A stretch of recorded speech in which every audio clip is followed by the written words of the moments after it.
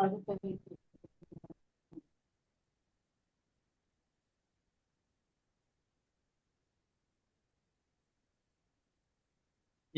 ನಮಸ್ಕಾರ. ವಿಧಿಪ್ರಜ್ಞಾ ಕರ್ನಾಟಕ ಕಾನೂನು ಸ್ವಯಂ ಸೇವಾ ಸಂಸ್ಥೆಯ ವತಿಯಿಂದ ಇಂದು ಜನಸಾಮಾನ್ಯರಿಗಾಗಿ ಕಾನೂನು ಶೀರ್ಷಿಕೆ ಅಡಿಯಲ್ಲಿ ಹೊಸ ಕ್ರಿಮಿನಲ್ ಕಾನೂನುಗಳ ಅಧ್ಯಯನ ಕಾರ್ಯಾಗಾರವನ್ನ ಮಾಡ್ತಾ ಇದ್ದು, ಈ ಮುಂಚೆ ಸಾಕಷ್ಟು ಕಾರ್ಯಾಗಾರದ ಒಂದು ವಿಷಯವಾಗಿ ಮೊದಲನೇದಾಗಿ ಜನಸಾಮಾನ್ಯರಿಗಾಗಿ ಕಾನೂನು ಅಂತ ನಾವು ಕಾರ್ಯಕ್ರಮವನ್ನ ಮಾಡಿದ್ವಿ. ತದನಂತರ ಶಿಕ್ಷಕರಿಗಾಗಿ ಕಾನೂನು ಅಂತ ಮಾಡಿದ್ವಿ.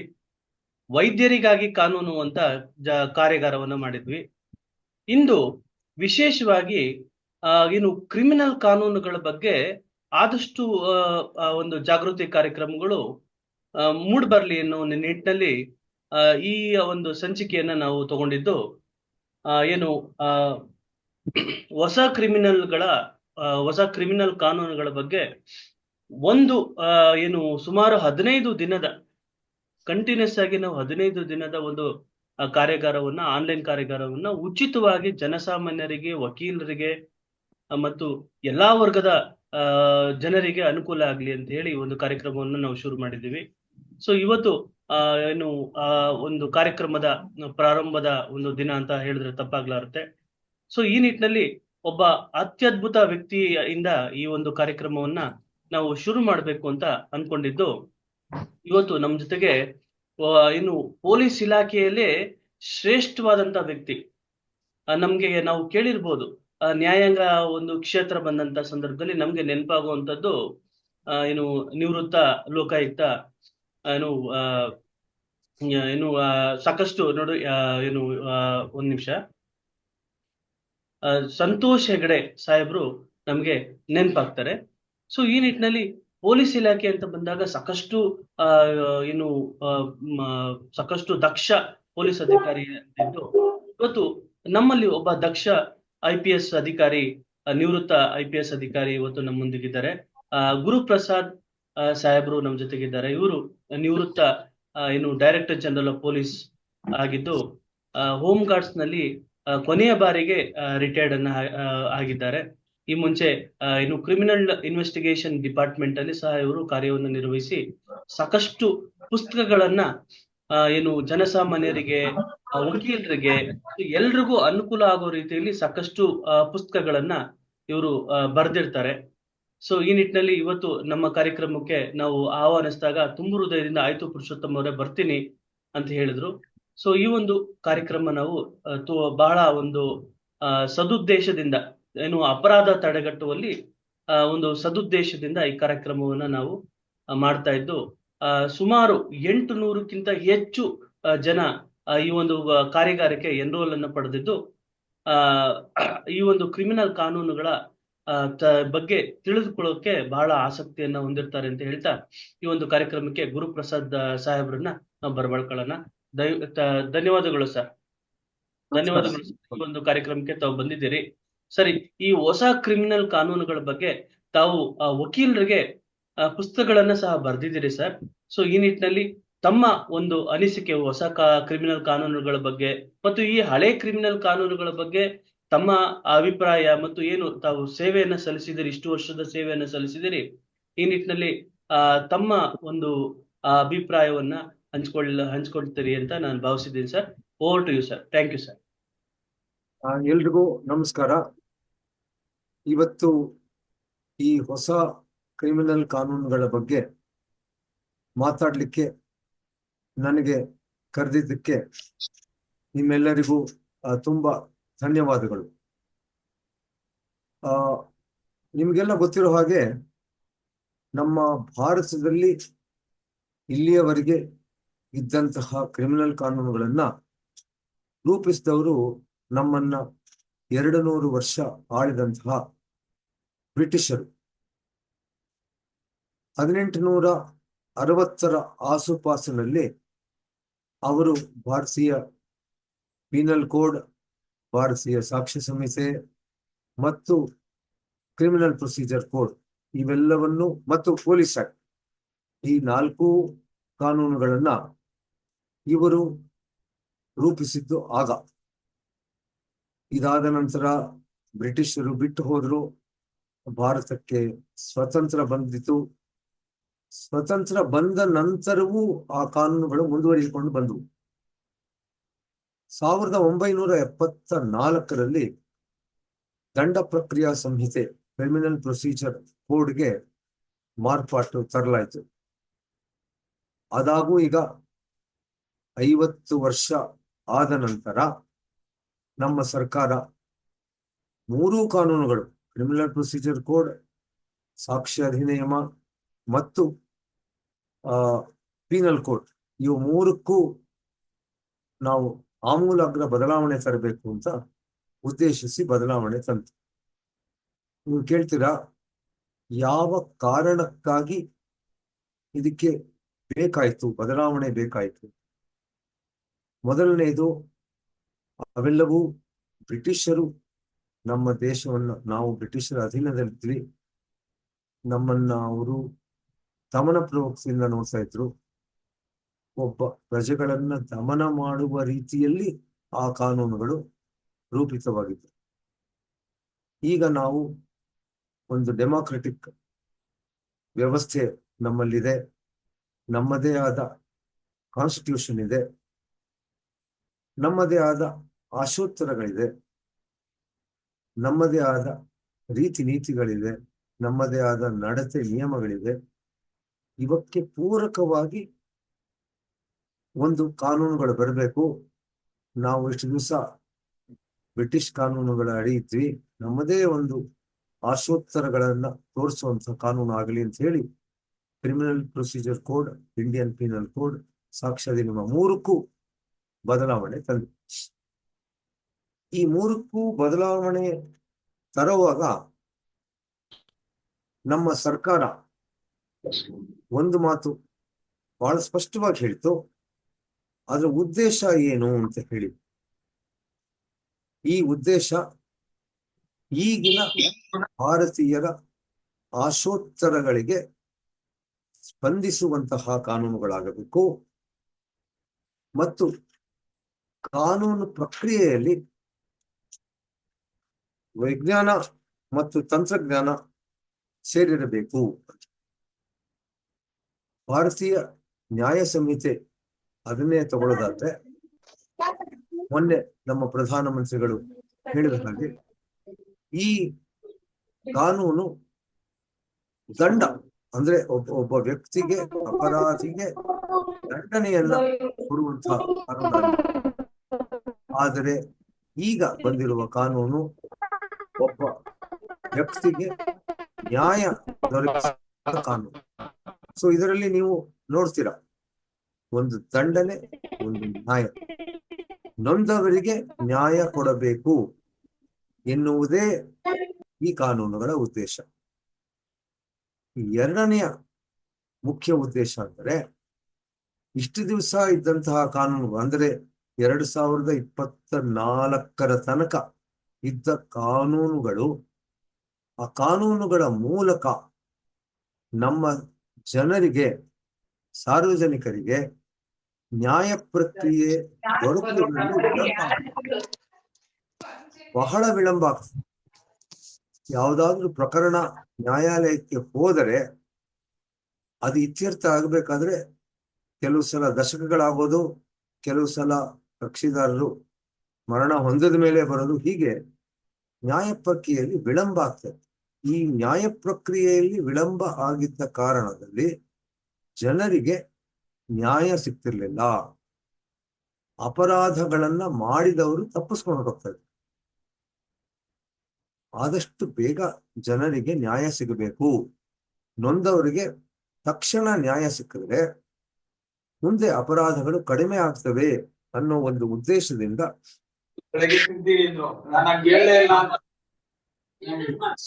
ಕಾನೂನುಗಳನ್ನ ಮೊದಲಿಗೆ ನಾನು ಇಂಡಿಯನ್ ಪೀನಲ್ ಕೋಡ್, ಭಾರತೀಯ ನ್ಯಾಯ ಸಂಹಿತೆ, ಇದರ ಬಗ್ಗೆ ತಿಳಿಸ್ತೀನಿ. ಭಾರತೀಯ ನ್ಯಾಯ ಸಂಹಿತೆಯಲ್ಲಿ 511 ಸೆಕ್ಷನ್ಗಳಿತ್ತು. ಅದರಲ್ಲಿ ಸುಮಾರು 22 ಸೆಕ್ಷನ್ಗಳನ್ನು ತೆಗೆದುಬಿಟ್ರು. ಇನ್ನು ಕೆಲವು ಮಾಡಿಫೈ ಮಾಡಿದ್ದಾರೆ. ಹೊಸ ಸೆಕ್ಷನ್ಗಳ 8 ಆಡ್ ಮಾಡಿದ್ದಾರೆ. ಹೊಸ ರೀತಿಯ ಅಪರಾಧಗಳು ಬಂದದ್ದರಿಂದ ಆ ಅಪರಾಧಗಳ ಬಗ್ಗೆ ನಮೂದು ಮಾಡಿ. ಉದಾಹರಣೆಗೆ ಚೈನ್ ಸ್ನ್ಯಾಚಿಂಗ್ ಇತ್ತು. ಈ ಹಿಂದೆ ನಾವೆಲ್ಲ ಪೊಲೀಸ್ ಇಲಾಖೆಯಲ್ಲಿ ಕೆಲಸ ಮಾಡ್ತಿದ್ದಾಗ ಆ ಸರಗಳ್ಳತನಕ್ಕೆ ಯಾವುದೇ ಬೇರೆಯಾದ ಒಂದು ಅಪರಾಧ ಅಂತ ಇರ್ಲಿಲ್ಲ. ಈಗ ಸರಗಳ್ಳತನಕ್ಕೆ ಬೇರೆ ಅಪರಾಧ ಆಯ್ತು. ಆಮೇಲೆ ಆರ್ಗನೈಸ್ಡ್ ಕ್ರೈಮ್ ಅಂತ ಹೊಂದಿದೆ. ಅಂದ್ರೆ ಎಲ್ಲರೂ ಸೇರಿ ಆರ್ಗನೈಸ್ ಕ್ರೈಮ್ ಮಾಡೋದು, ಅಂದ್ರೆ 5-6 ಜನ ಕೂಡಿಯಂತ ಮಾಡುವಂತ ಅಪರಾಧಗಳು. ಇದರ ಬಗ್ಗೆ ಏನು ಇರಲಿಲ್ಲ, ಅದನ್ನು ಕೂಡ ಸೇರಿಸಿದ್ದಾರೆ. ಮುಖ್ಯವಾಗಿ ಏನು ಸೇರಿಕೊಂಡಿದೆ ಅಂದ್ರೆ ಮಕ್ಕಳು ಹಾಗೂ ಮಹಿಳೆಯರ ಮೇಲೆ ಆಗುತ್ತಿರುವಂತಹ ದೌರ್ಜನ್ಯಗಳು, ಆಗುತ್ತಿರುವ ಅಪರಾಧಗಳು, ಇವುಗಳ ಬಗ್ಗೆ ಹೊಸ ಭಾರತೀಯ ನ್ಯಾಯ ಸಂಹಿತೆಯಲ್ಲಿ ಹೆಚ್ಚು ಒತ್ತು ಕೊಟ್ಟಿದ್ದಾರೆ. ಮತ್ತೆ ಈಗಾಗಲೇ ನಾನು ಭಾರತೀಯ ದಂಡ ಪ್ರಕ್ರಿಯಾ ಸಮಿತಿ, ಅದಕ್ಕೆ BNSS ಅಂತ ಕರೀತಾರೆ, ಆ ಕಾನೂನು ಬಂದಾಗ ನಾನು ಅದರ ಬಗ್ಗೆ ಮಾತಾಡ್ತೀನಿ. ಕೆಲವು ಸೆಕ್ಷನ್ಗಳನ್ನ ತೆಗೆದೇ ಬಿಟ್ಟಿದ್ದಾರೆ. ಅಂದ್ರೆ 309 ಸೆಕ್ಷನ್ ತೆಗೆದಿದ್ದಾರೆ. ಒಂದು 5-6 ಸೆಕ್ಷನ್ಗಳನ್ನ ಇದರಿಂದ ತೆಗೆದು ಬಿಟ್ಟಿದ್ದಾರೆ. ಹಾಗಾಗಿ ನಾವು ಉಪಯೋಗ ಮಾಡದೇ ಇದ್ದಂತಹದ್ದು ಮತ್ತು ಬಹಳ ಕಡಿಮೆ ಉಪಯೋಗ ಮಾಡುತ್ತಿದ್ದಂತಹ ಹಲವು ಸೆಕ್ಷನ್ಗಳನ್ನ ಹೊಸ ಕಾನೂನಿನಲ್ಲಿ ತೆಗೆದಿದ್ದಾರೆ. ಅಪರಾಧಗಳಿಗೆ ಕೆಲವು ದಂಡನೆ ಏನ್ ಕೊಡಬೇಕು ಅದನ್ನು ಜಾಸ್ತಿ ಮಾಡಿದ್ದಾರೆ.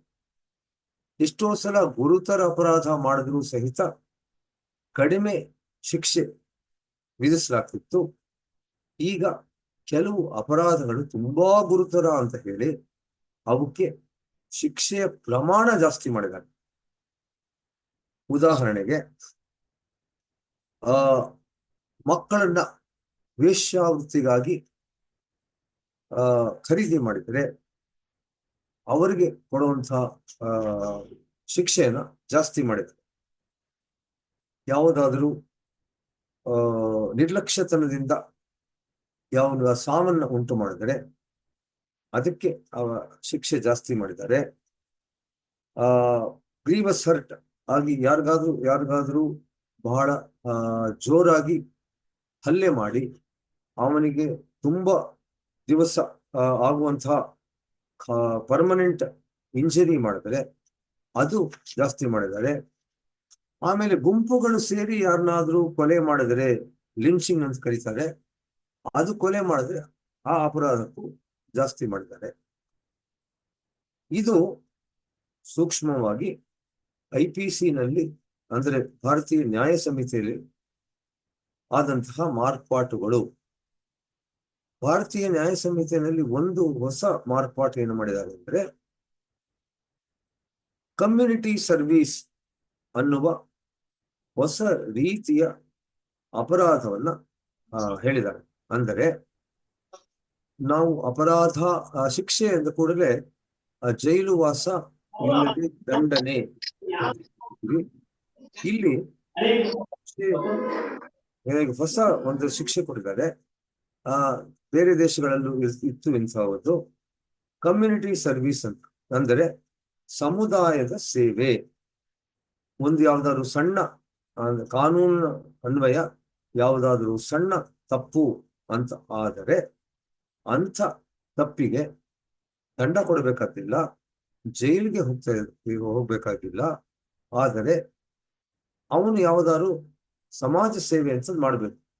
ಇಲ್ಲ ಒಂದು ಆಸ್ಪತ್ರೆಗೆ ಹೋಗಿ ರೋಗಿಗಳ ಶುಶ್ರೂಷೆ ಮಾಡಬೇಕು, ಇಲ್ಲ ಸಾರ್ವಜನಿಕ ಸ್ಥಳದಲ್ಲಿ ಕಸ ಗುಡಿಸೋದು ಇತ್ಯಾದಿ. ಇದು ಯಾವುದು ಅಂತ ಇನ್ನೂ ಸ್ಪೆಸಿಫೈ ಮಾಡಿಲ್ಲ.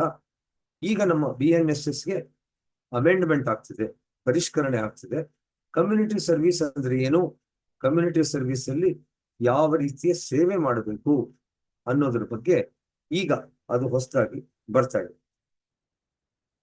ಇನ್ನು ಭಾರತೀಯ ದಂಡ ಪ್ರಕ್ರಿಯಾ ಸಮಿತಿ ಅಂದ್ರೆ BNSS, ಭಾರತೀಯ ನಾಗರಿಕ ಸುರಕ್ಷಾ ಸಂಹಿತೆ. ಇದು ನಾಗರಿಕರ ಸುರಕ್ಷೆ, ಯಾವ ರೀತಿ ನಾಗರಿಕರಿಗೆ ರಕ್ಷಣೆ ಕೊಡುವುದು ಉಂಟು. ಬಟ್ ಹಿಂದೆ ಇದನ್ನ ಕ್ರಿಮಿನಲ್ ಪ್ರೊಸೀಜರ್ ಕೋಡ್ ಅಂತ ಕರೀತಾರೆ. ಇದರಲ್ಲಿ ಮುಖ್ಯವಾಗಿ ಸಾರ್ವಜನಿಕರು, ನಾವು, ನೀವು ಮತ್ತೆ ವಕೀಲರು ತಿಳಿದುಕೊಳ್ಬೇಕಾದ್ದು, ಇಷ್ಟು ದಿವಸ ಯಾವುದಾದ್ರೂ ಪ್ರಕರಣ ತೆಗೆದುಕೊಂಡು ಪೊಲೀಸ್ ಠಾಣೆಗೆ ಹೋದರೆ ಆ ಪ್ರಕರಣನ ಕಾಗ್ನಿಸಬಲ್, ಸಂಜ್ಞೇಯ ಅಥವಾ ಅಸಂಜ್ಞೇಯ ಅಂತ ಹೇಳ್ತಾ ಇದ್ವಿ. ಸಂಜ್ಞೇಯ ಅಪರಾಧ ಆದ್ರೆ ತತ್ಕ್ಷಣ ದಾಖಲು ಮಾಡ್ತಿದ್ರು, ಪೊಲೀಸರು ದಾಖಲು ಮಾಡಿ FIR ಕೊಡ್ತಿದ್ರು. ಅಸಂಜ್ಞೇಯ ಆದ್ರೆ ನೀವು ಕೋರ್ಟ್ಗೆ ಹೋಗಿ ಕೋರ್ಟಲ್ಲಿ ಮಾತಾಡ್ಕೊಳ್ಳಿ ಅಂತ ಹೇಳೋರು. ಇವಾಗ ಸಂಜ್ಞೇಯ ಯಾವ ಅಪರಾಧಗಳಲ್ಲಿ ತಕ್ಷಣ ಪ್ರಕರಣನ ದಾಖಲು ಮಾಡಬೇಕು, ಯಾವ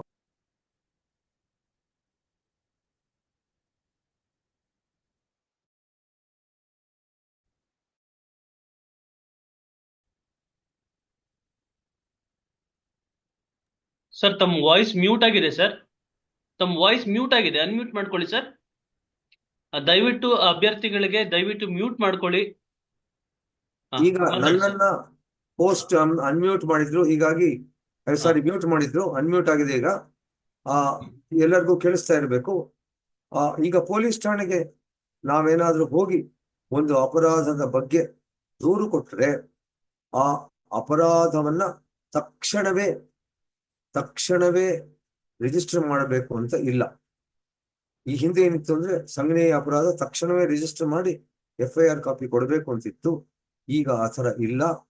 ಈಗ ಯಾವುದಾದ್ರೂ ದೂರು ಬಂದಾಗ ಪೊಲೀಸವರು ಆ ದೂರನ್ನ ನೋಡಿ, ಆ ದೂರು ಯಾವ ಅಪರಾಧದ ಬಗ್ಗೆ ಬಂದಿದೆ, ಆ ಅಪರಾಧಕ್ಕೆ 3 ವರ್ಷಕ್ಕಿಂತ ಹೆಚ್ಚು 7 ವರ್ಷಕ್ಕಿಂತ ಕಡಿಮೆ ಶಿಕ್ಷೆ ಇದ್ದರೆ ಅಂತಹ ಅಪರಾಧ, ಅಂದ್ರೆ ತಿರ್ಗಾ ಹೇಳ್ತೀನಿ, 3 ವರ್ಷಕ್ಕಿಂತ ಜಾಸ್ತಿ 7 ವರ್ಷಕ್ಕಿಂತ ಕಡಿಮೆ ಈ ಅಪರಾಧ ಶಿಕ್ಷೆ ಇದ್ದರೆ ಅಂತ ಅಪರಾಧಗಳ ಬಗ್ಗೆ ಆರಂಭಿಕ ತನಿಖೆ, ಪ್ರಿಲಿಮಿನರಿ ಎನ್ಕ್ವೈರಿ ಮಾಡಿ 14 ದಿನಗಳ ಒಳಗೆ ಈ ತನಿಖೆಯನ್ನ ಮುಗಿಸಿ ಆ ಪ್ರಕರಣ ಮುಂದೆ ತನಿಖೆ ಮಾಡಲಿಕ್ಕೆ ಯೋಗ್ಯವೇ ಅಂತ ಅನ್ನಿಸಾಗ ಪ್ರಕರಣವನ್ನ FIR ಮಾಡಬಹುದು. ಇಲ್ಲ ಅಂದ್ರೆ ಯಾರು ದೂರುದಾರನಿಗೆ ಒಂದು ಎಂಡೋರ್ಸ್ಮೆಂಟ್ ಕೊಟ್ಟು ನಿಮ್ದು ಮಾಡಲ್ಲ, ಕೋರ್ಟ್ಗೆ ಹೋಗು ಅಂತ ಹೇಳುದು. ಎರಡನೇ ತುಂಬಾ ಮುಖ್ಯವಾದ ಏನ್ ಮಾಡಿದ್ದಾರೆ ಅಂದ್ರೆ, FIR ಅನ್ನ ನೀವು ನಿಮ್ಮ ಮನೆಯಲ್ಲಿ ಕೂತ್ಕೊಂಡೇ ಎಲೆಕ್ಟ್ರಾನಿಕ್ ಮಾಧ್ಯಮದಲ್ಲಿ, ಅಂದರೆ ವಾಟ್ಸಪ್ ಮೂಲಕವಾಗಲಿ ಅಥವಾ ಇಮೇಲ್ ಮೂಲಕವಾಗಲಿ ಅಥವಾ ಬೇರಾವುದೇ ಎಲೆಕ್ಟ್ರಾನಿಕ್ ಮಾಧ್ಯಮದ ಮೂಲಕವಾಗಲಿ ಪೊಲೀಸ್ ಠಾಣೆಗೆ ಅದನ್ನ ದೂರನ್ನ ಸಲ್ಲಿಸಬಹುದು. ಸಾಧಾರಣವಾಗಿ ಏನಾಗುತ್ತೆ ಅಂದ್ರೆ, ನೀವು ಒಂದು ಕಡೆ ಅಪರಾಧ ಆಗಿರುತ್ತೆ, ನಿಮ್ಗೆ ಯಾವ ಪೊಲೀಸ್ ಸ್ಟೇಷನ್ ಹೋಗ್ಬೇಕು, ದೂರು ಕೊಡೋದು ಏನು ಗೊತ್ತಿರಲ್ಲ, ಮತ್ತೆ ಲೇಟ್ ಆಗೋಗುತ್ತೆ ದೂರು ಕೊಡೋದು. ಬೇಡ, ಶೀಘ್ರ ನ್ಯಾಯ ದೊರಕಲಿ ಅಂತ ಹೇಳಿ ನೀವು ದೂರನ್ನ ಎಲೆಕ್ಟ್ರಾನಿಕ್ ಮಾಧ್ಯಮದ ಮೂಲಕ ಪೊಲೀಸ್ ಸ್ಟೇಷನ್ ಸಲ್ಲಿಸಬಹುದು. ಈಗ ನಮ್ಮ ಪೊಲೀಸ್ ಸ್ಟೇಷನ್ ಗೊತ್ತಿಲ್ಲಪ್ಪ ಅಂತೀರ, ನಿಮ್ಗೆ ಯಾವ್ದು ಗೊತ್ತಿರುತ್ತೋ ಆ ಪೊಲೀಸ್ ಸ್ಟೇಷನ್ ಕೊಡಬಹುದು. ಈಗ ನಾನು RT ನಗರದಾಗೆ ಪೊಲೀಸ್ ಸ್ಟೇಷನ್ಗೆ ಕೊಡಬೇಕು, ಇಲ್ಲ ಮಲ್ಲೇಶ್ವರಕ್ಕೆ ಕೊಡಬೇಕು, ಇಲ್ಲ ಬಸವನಗುಡಿಗೆ ಕೊಡಬೇಕು ಅಂತಿಲ್ಲ. ನಿಮಗೆ ಆ ಸಮಯದಲ್ಲಿ ಯಾವ ಪೊಲೀಸ್ ಠಾಣೆ ನಂಬರ್ ಗೊತ್ತಿದೆ, ಯಾವ ಪೊಲೀಸ್ ಠಾಣೆ ಇಮೇಲ್ ಗೊತ್ತಿದೆ, ಅಲ್ಲಿಗೆ ದೂರು ಸಲ್ಲಿಸಬಹುದು. ಆ ದೂರು ಸಲ್ಲಿಸಿದ ನಂತರ ಆ ದೂರನ್ನ ನೀವು ಹೋಗಿ, ನಾನೇ ಸಲ್ಲಿಸಿದೆ ದೂರು ಅಂತ ಹೇಳಿ ಆ ಠಾಣೆಗೆ ಹೋಗಿ ಅದನ್ನ ಸೈನ್ ಮಾಡಬೇಕು. ದೂರು ಬಂದ ನಂತರ ಪೊಲೀಸರು ಅದರ ತನಿಖೆಯನ್ನ ಶುರು ಮಾಡ್ತಾರೆ. ಒಂದು ವೇಳೆ ನೀವು ದೂರು ಕೊಡ್ತೀರಪ್ಪ, ಎಲೆಕ್ಟ್ರಾನಿಕ್ ಆಗಲಿ ಅಥವಾ ಬಾಯಿ ಮಾತಿನಲ್ಲಾಗಲಿ ದೂರು ಕೊಟ್ಟು ಆ ದೂರನ್ನ ಪೊಲೀಸರು ದಾಖಲು ಮಾಡದೇ ಹೋದರೆ, ನೀವು ಎಂದಿನಂತೆ ಆ ಪೊಲೀಸ್ ಹಿರಿಯ ಅಧಿಕಾರಿಯಾಗಿದ್ದಾರೆ, ಬೆಂಗಳೂರಿನಲ್ಲಿ ಪೊಲೀಸ್ ಕಮಿಷನರ್ ಇದ್ದಾರೆ, ಜಿಲ್ಲೆಗಳಲ್ಲಿ SP ಗಳಿದ್ದಾರೆ, ಅವ್ರಿಗೆ ಹೋಗಿ ದೂರು ಕೊಡ್ಬೋದು. ಅವರು ಅದರ ತನಿಖೆ ಮಾಡಿಸ್ತಾರೆ. ಅವರ ತನಿಖೆಯಿಂದಲೂ ನಿಮಗೆ ತೃಪ್ತಿ ಆಗದೆ ಹೋದರೆ ನೀವು ನ್ಯಾಯಾಲಯಕ್ಕೆ ಹೋಗಿ ದೂರು ಕೊಡಬಹುದು. ಈ ಹೊಸ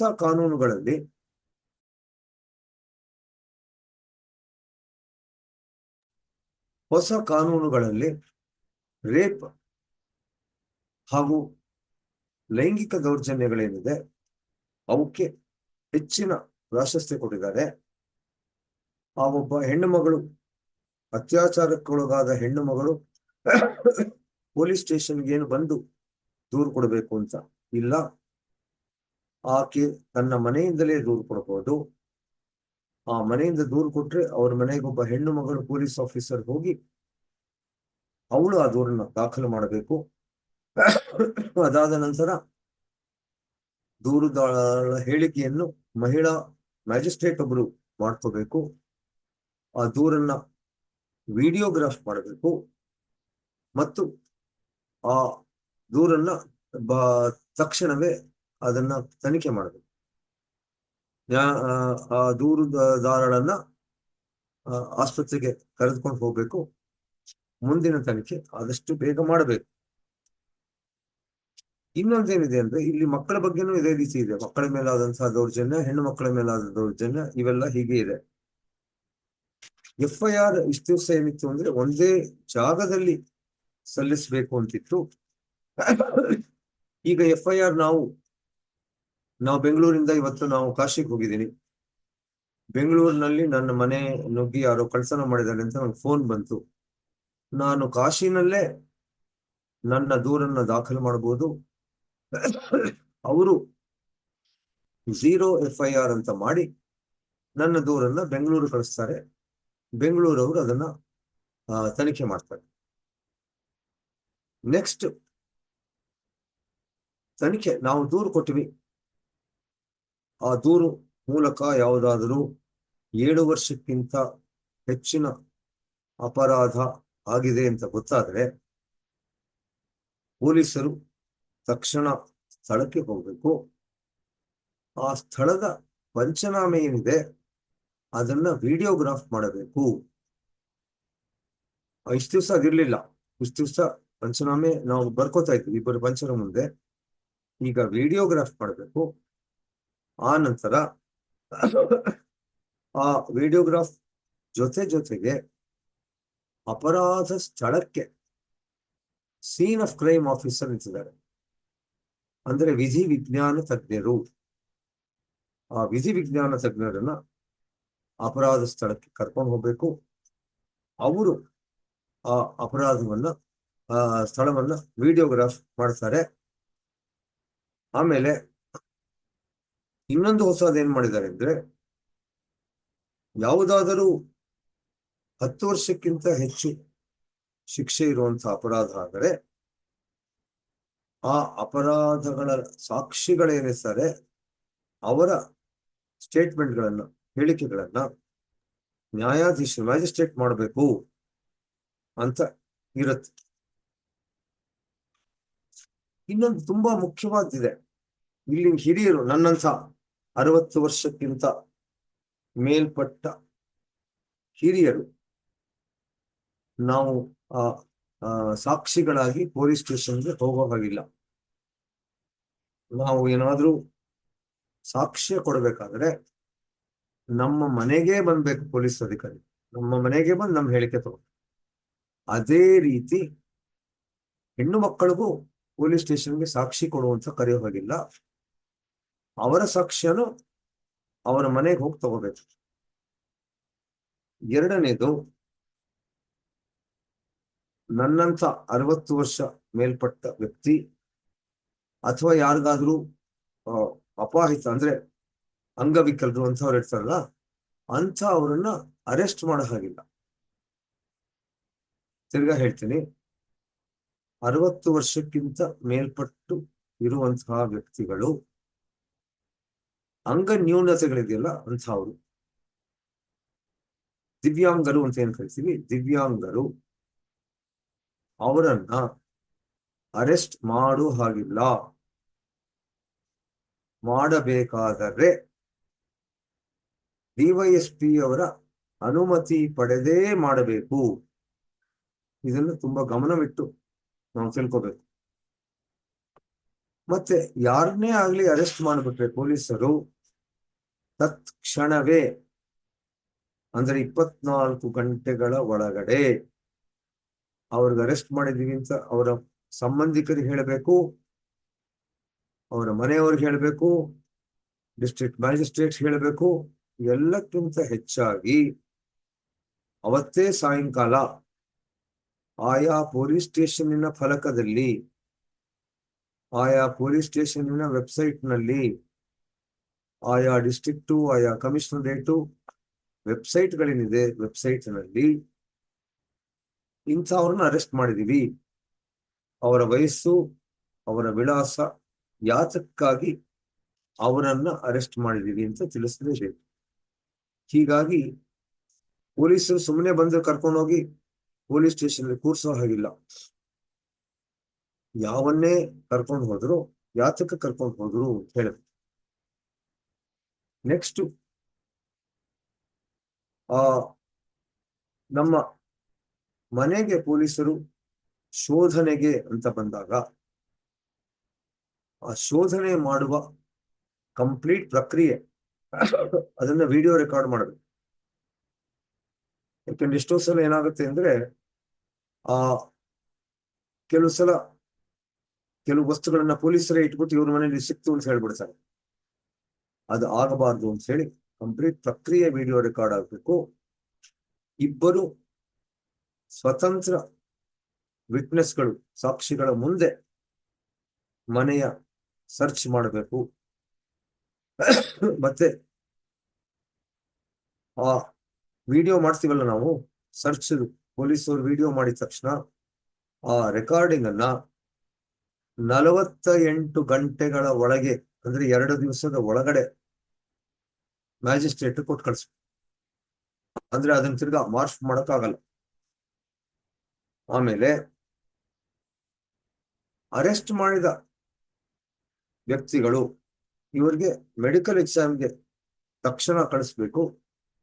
ಯಾರು ಮೆಡಿಕಲ್ ಎಕ್ಸಾಮ್ ಮಾಡಬೇಕು ಅನ್ನೋದ್ರ ಬಗ್ಗೆ ಪೊಲೀಸ್ ಅಧಿಕಾರಿಗಳು, ಯಾವುದೇ ಹಂತದ ಅಧಿಕಾರಿ ಮೆಡಿಕಲ್ ಡಾಕ್ಟರ್ಗಳಿಗೆ ಕಳಿಸ್ಬೋದು. ಮತ್ತೆ ಡಾಕ್ಟರ್ಗಳು ಕೂಡ ಮೆಡಿಕಲ್ ವರದಿಯನ್ನು, ತಾವು ಎಕ್ಸಾಮಿನ್ ಮಾಡಿದ ವರದಿಯನ್ನು ತಕ್ಷಣ ಕೊಡಬೇಕು. ಮತ್ತೆ ಈ ಇದರಲ್ಲಿ ಇನ್ನೊಂದು ಇದು ಸಾರ್ವಜನಿಕ ಲಾಯರ್ಸ್ ಇದೀರಿ 15 ದಿನಗಳವರೆಗೆ ಪೊಲೀಸ್ ರಿಮಾಂಡ್ ತಗೋಬಹುದು. ಈ 15 ದಿವಸ ಇಷ್ಟು ದಿವಸ ಏನಿತ್ತು ಅಂದ್ರೆ, ಒಬ್ಬ ವ್ಯಕ್ತಿ ಅರೆಸ್ಟ್ ಮಾಡಿದ 15 ದಿವಸ, ಇವತ್ತು ಅರೆಸ್ಟ್ ಮಾಡಿದ್ರೆ 8ನೇ ತಾರೀಕು ಮಾಡಿದ್ರೆ 23ನೇ ತಾರೀಕು ತನಕ ಮಾತ್ರ ಇತ್ತು. ಈಗ ಹಾಗಿಲ್ಲ. ಅವನು ಅರೆಸ್ಟ್ ಮಾಡಿ ಎಷ್ಟು ದಿವಸ ನಾವು ಇಟ್ಕೋತೀವಿ ಅಷ್ಟು ದಿವಸ, ಮತ್ತೆ ಬೇಕಾದ್ರೆ ಮತ್ತೆ ಕರ್ಸ್ಬಹುದು.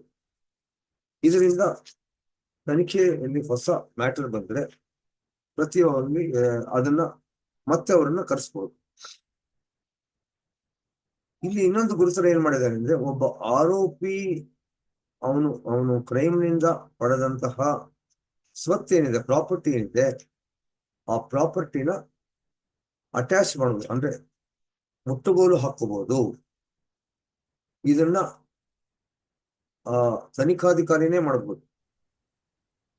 ಈ ಪ್ರಾಪರ್ಟಿ ಅಟ್ಯಾಚ್ ಆದ ಮೇಲೆ ಅದನ್ನ ಮ್ಯಾಜಿಸ್ಟ್ರೇಟ್ಗೆ ನಾವು ಕಳಿಸ್ತೀವಿ, ಹೀಗಾಗಿದೆ ಅಂತ. ಮ್ಯಾಜಿಸ್ಟ್ರೇಟ್ ಅವರು ಶೋಕಾಸ್ ನೋಟಿಸ್, ಕಾರಣ ಕೇಳುವ ನೋಟಿಸ್ ಕೊಡ್ತಾರೆ. ಆ ಕಾರಣ ಆರೋಪಿ ಯಾರ ಪ್ರಾಪರ್ಟಿ ವಶಪಡಿಸ್ಕೊಂಡಿದೆ ಮತ್ತು ಪೊಲೀಸರು ಇಬ್ಬರು ಮ್ಯಾಜಿಸ್ಟ್ರೇಟ್ ಮುಂದೆ ಬಂದು ಹೇಳ್ತಾರೆ. ಅದಾದ ನಂತರ ಇಬ್ಬರನ್ನು ಕೇಳಿದ ನಂತರ ಮ್ಯಾಜಿಸ್ಟ್ರೇಟ್ ಅವರು ಅದನ್ನು ಅಟ್ಯಾಚ್ ಮಾಡಬಹುದು. ಮುಖ್ಯವಾಗಿ ಇನ್ನೊಂದೇನು ಹೇಳಿದ್ದಾರೆ ಅಂದ್ರೆ, ಈ ಯಾರಿಗೆ ದೂರುದಾರರೋ, ಯಾರು ನೊಂದವರೋ, ಯಾರು FIR ಕೊಟ್ರೋ ಅಂತಹ ವ್ಯಕ್ತಿಗಳಿಗೆ ಪೊಲೀಸ್ ಅವರು ತನಿಖೆಯ ಪ್ರಗತಿ, ಈಗ ನಮ್ಗೇನಾಗುತ್ತೆ, ನಾವೇ ನಮ್ಮ ಮನೇಲಿ ಕಳ್ಸನ ಆಯ್ತು, ಇನ್ನೊಂದೇನೋ ಆಯ್ತು ಅಂತ ಪೊಲೀಸವರಿಗೆ ದೂರು ಕೊಡ್ತೀವಿ. ಆಮೇಲೆ ನಮ್ಗೆ ಗೊತ್ತೇ ಆಗಲ್ಲ ಅದು ಏನಾಯ್ತು ಏನೋ, ನಾವೇ ಫೋನ್ ಮಾಡಿ ಕೇಳಬೇಕು ಏನಾಯ್ತು ಅಂತ, ಈಗ ನಡೀತಾ ಇದೆ ಅಂತ ಹೇಳ್ತಾರೆ. ಈ ಹೊಸ ಕಾನೂನು ಏನ್ ಮಾಡಿದ್ದಾರೆ ಅಂದ್ರೆ, 90 ದಿವಸದ ಒಳಗಡೆ, ಅಂದ್ರೆ 3 ತಿಂಗಳ ಒಳಗಡೆ ಪೊಲೀಸ್ ಅವರು ಯಾರು ದೂರು ಕೊಟ್ರೋ ಅವ್ರಿಗೆ ಏನ್ ನಡೀತಿದೆ ನಿಮ್ಮ ಪ್ರಕರಣದಲ್ಲಿ ಅಂತ ಮಾಹಿತಿ ಕೊಡಬೇಕು. ಎರಡನೇದೇನಂದ್ರೆ, ಒಬ್ಬ ನಾವು ಕೊಟ್ಟಂತಹ ದೂರನ್ನ ಎಷ್ಟೋ ಸಲ ವಾಪಸ್ ಪಡೆದು ಬಿಡ್ತಾರೆ ಅಂತ ಸರ್ಕಾರ, ಅಂದ್ರೆ ಸ್ಟೇಟ್ ವಾಪಸ್ ಪಡೆಯುವಾಗ ನಮಗೆ ಕೊಡಬೇಕು. ಇನ್ನೊಂದು, ದೂರುದಾರರಿಗೆ ಕಾಂಪೆನ್ಸೇಷನ್ ಸ್ಕೀಮ್ ಅಂತ ಮಾಡಿದ್ದಾರೆ. ಯಾರು ದೂರುದಾರರು ಅವರು ಅವರ ಆದಂತಹ ನಷ್ಟಕ್ಕೆ ಕಾಂಪೆನ್ಸೇಷನ್ ಪಡೆಯಬಹುದು. ಇವಿಷ್ಟು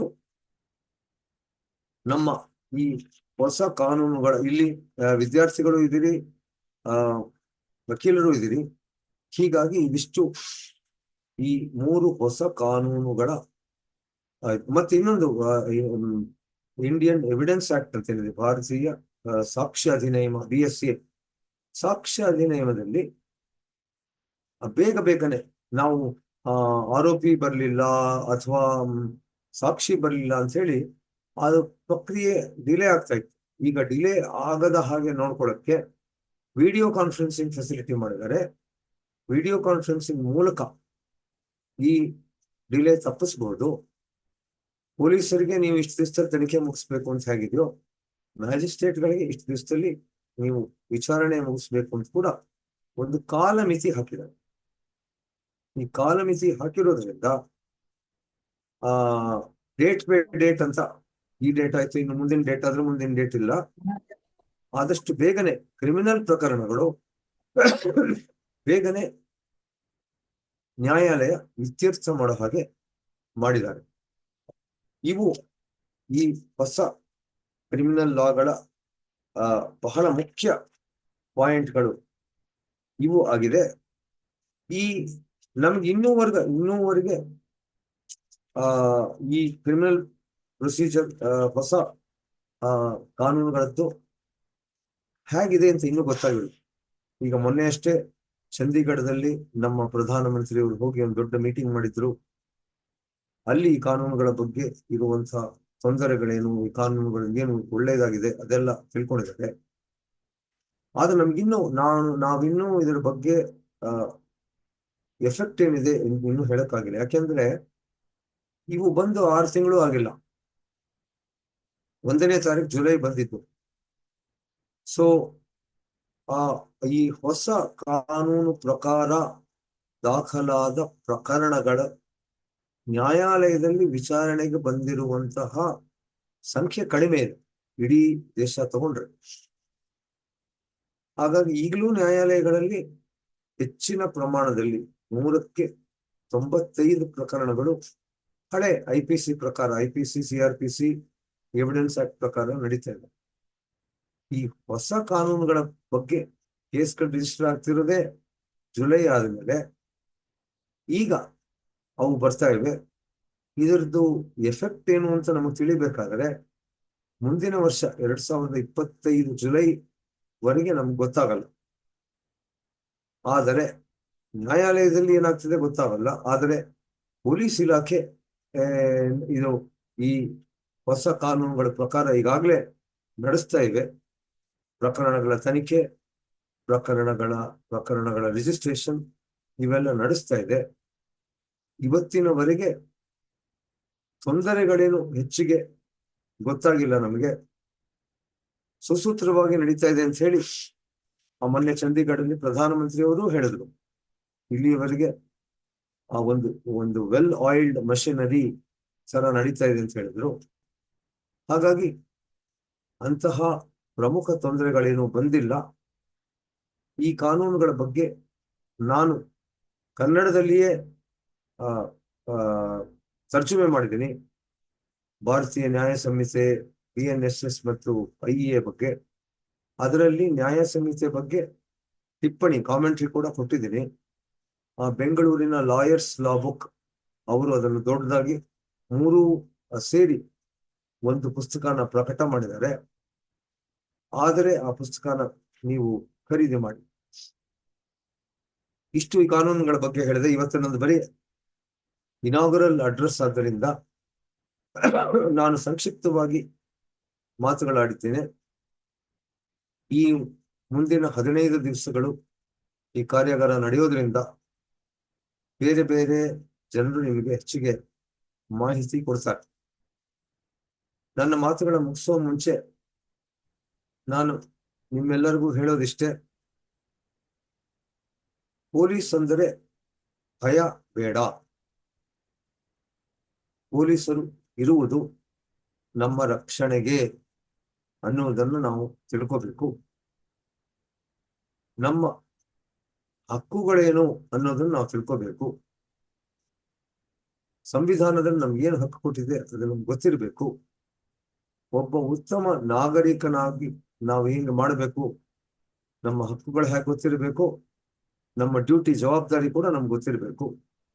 ಅದಿಟ್ಕೊಳ್ಳೋಣ. ಪೊಲೀಸ್ ಅದರ ಜೊತೆ ಅವರ ಹೆಗಲಿಗೆ ಕೊಟ್ಟು ನಾವು ಕೆಲಸ ಮಾಡಬೇಕು. ಅವರಿಗೆ ಸಹಕರಿಸಬೇಕಾದ್ರೆ ಅಪರಾಧಗಳು ಕಡಿಮೆ ಆಗಂಗೆ ನಾವು ಮಾಡಬೇಕು. ನಾನು ಈಗಾಗಲೇ 6 ವರ್ಷದಿಂದ ವಿಜಯವಾಣಿಯಲ್ಲಿ ಕಾಲಂ ಬರಿತಾ ಇದ್ದೀನಿ. ಯಾವ ರೀತಿ ಅಪರಾಧಗಳಾಗುತ್ತೆ ಅಂತ ತೋರಿಸ್ತಾ ಇದ್ದೀನಿ. ಆ ಅಪರಾಧಗಳು ತಡೆಯೋದು ನಾವೇ ತಡೀಬಹುದು. ಬಹಳ ಸುಲಭವಾದ ಅಪರಾಧ ನಿಯಂತ್ರಣಾ ಕ್ರಮಗಳನ್ನು. ಈಗ ನಮ್ಮ ಮನೆ ಬೀಗ ತೆಗೆದ್ಬಿಟ್ಟು ಹೋದ್ರೆ ಯಾರೋ ಬಂದು ಕಳ್ತನ ಮಾಡ್ಕೊಂಡು ಹೋಗ್ತಾರೆ. ಹಾಗಾಗಿ ನಮ್ಮ ವಸ್ತುಗಳನ್ನ, ನಮ್ಮ ಆಸ್ತಿಪಾಸ್ತಿಯನ್ನ, ನಮ್ಮ ದೇಹವನ್ನ ಹೇಗೆ ಸುರಕ್ಷಿತವಾಗಿ ಇಟ್ಕೋಬೇಕು ಅಂತ ನಾವು ಆ ಬೇಸಿಕ್ ಪ್ರಿಕಾಷನ್ಸ್ ಅದನ್ನ ನಾವು ತಗೋಬೇಕು. ಅದು ತಗೊಂಡ ನಂತರ ಆದರೆ ಆಗ ನಾವು ಪೊಲೀಸ್ ಇಲಾಖೆ ಮೊರೆ ಹೋಗ್ಬೇಕು. ಪೊಲೀಸರಿಗೆ ತುಂಬಾ ಕೇಸ್ಗಳಿದೆ. ಹಾಗಾಗಿ ಅವರು ಅವಷ್ಟು ಕೇಸ್ಗಳನ್ನು ನೋಡ್ಲಿಕ್ಕೆ ತುಂಬಾ ಕಷ್ಟ ಆಗುತ್ತೆ. ಹಾಗಾಗಿ ಅವರ ಭಾರ ಹಗುರ ಮಾಡ್ಬೇಕಾದ್ರೆ ನಾವು ಅಪರಾಧ ತಡೆಯೋಕ್ಕೆ ಆದಷ್ಟು ಪ್ರಯತ್ನ ನಾವು ಮಾಡಬೇಕು. ನಾವು ಅಪರಾಧಗಳನ್ನ ತಡೆದರೆ ಸಮಾಜ ಒಂದು ಒಳ್ಳೆ ರೀತಿಯಲ್ಲಿ ಬೆಳೆಯುತ್ತೆ. ನೀವೆಲ್ಲ ಈ ಹೊಸ ಕಾನೂನುಗಳಿರೋದು ನಮಗಾಗಿಯೇ ಮಾಡಿದ್ದಾರೆ. ಅದನ್ನು ನಾವು ಸರಿಯಾಗಿ ಉಪಯೋಗಿಸ್ಕೊಳ್ಳೋಣ.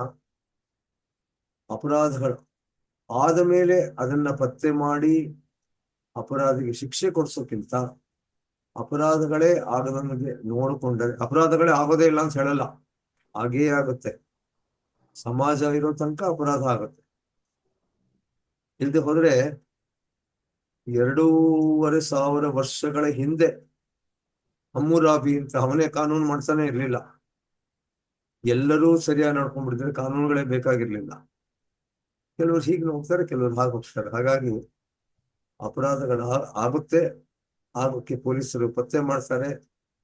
ಪತ್ತೆ ಮಾಡಕ್ಕೆ ನಾವು ಸಹಾಯ ಮಾಡಬೇಕು, ಅವ್ರ ಜೊತೆ ಕೈ ಜೋಡಿಸ್ಬೇಕು.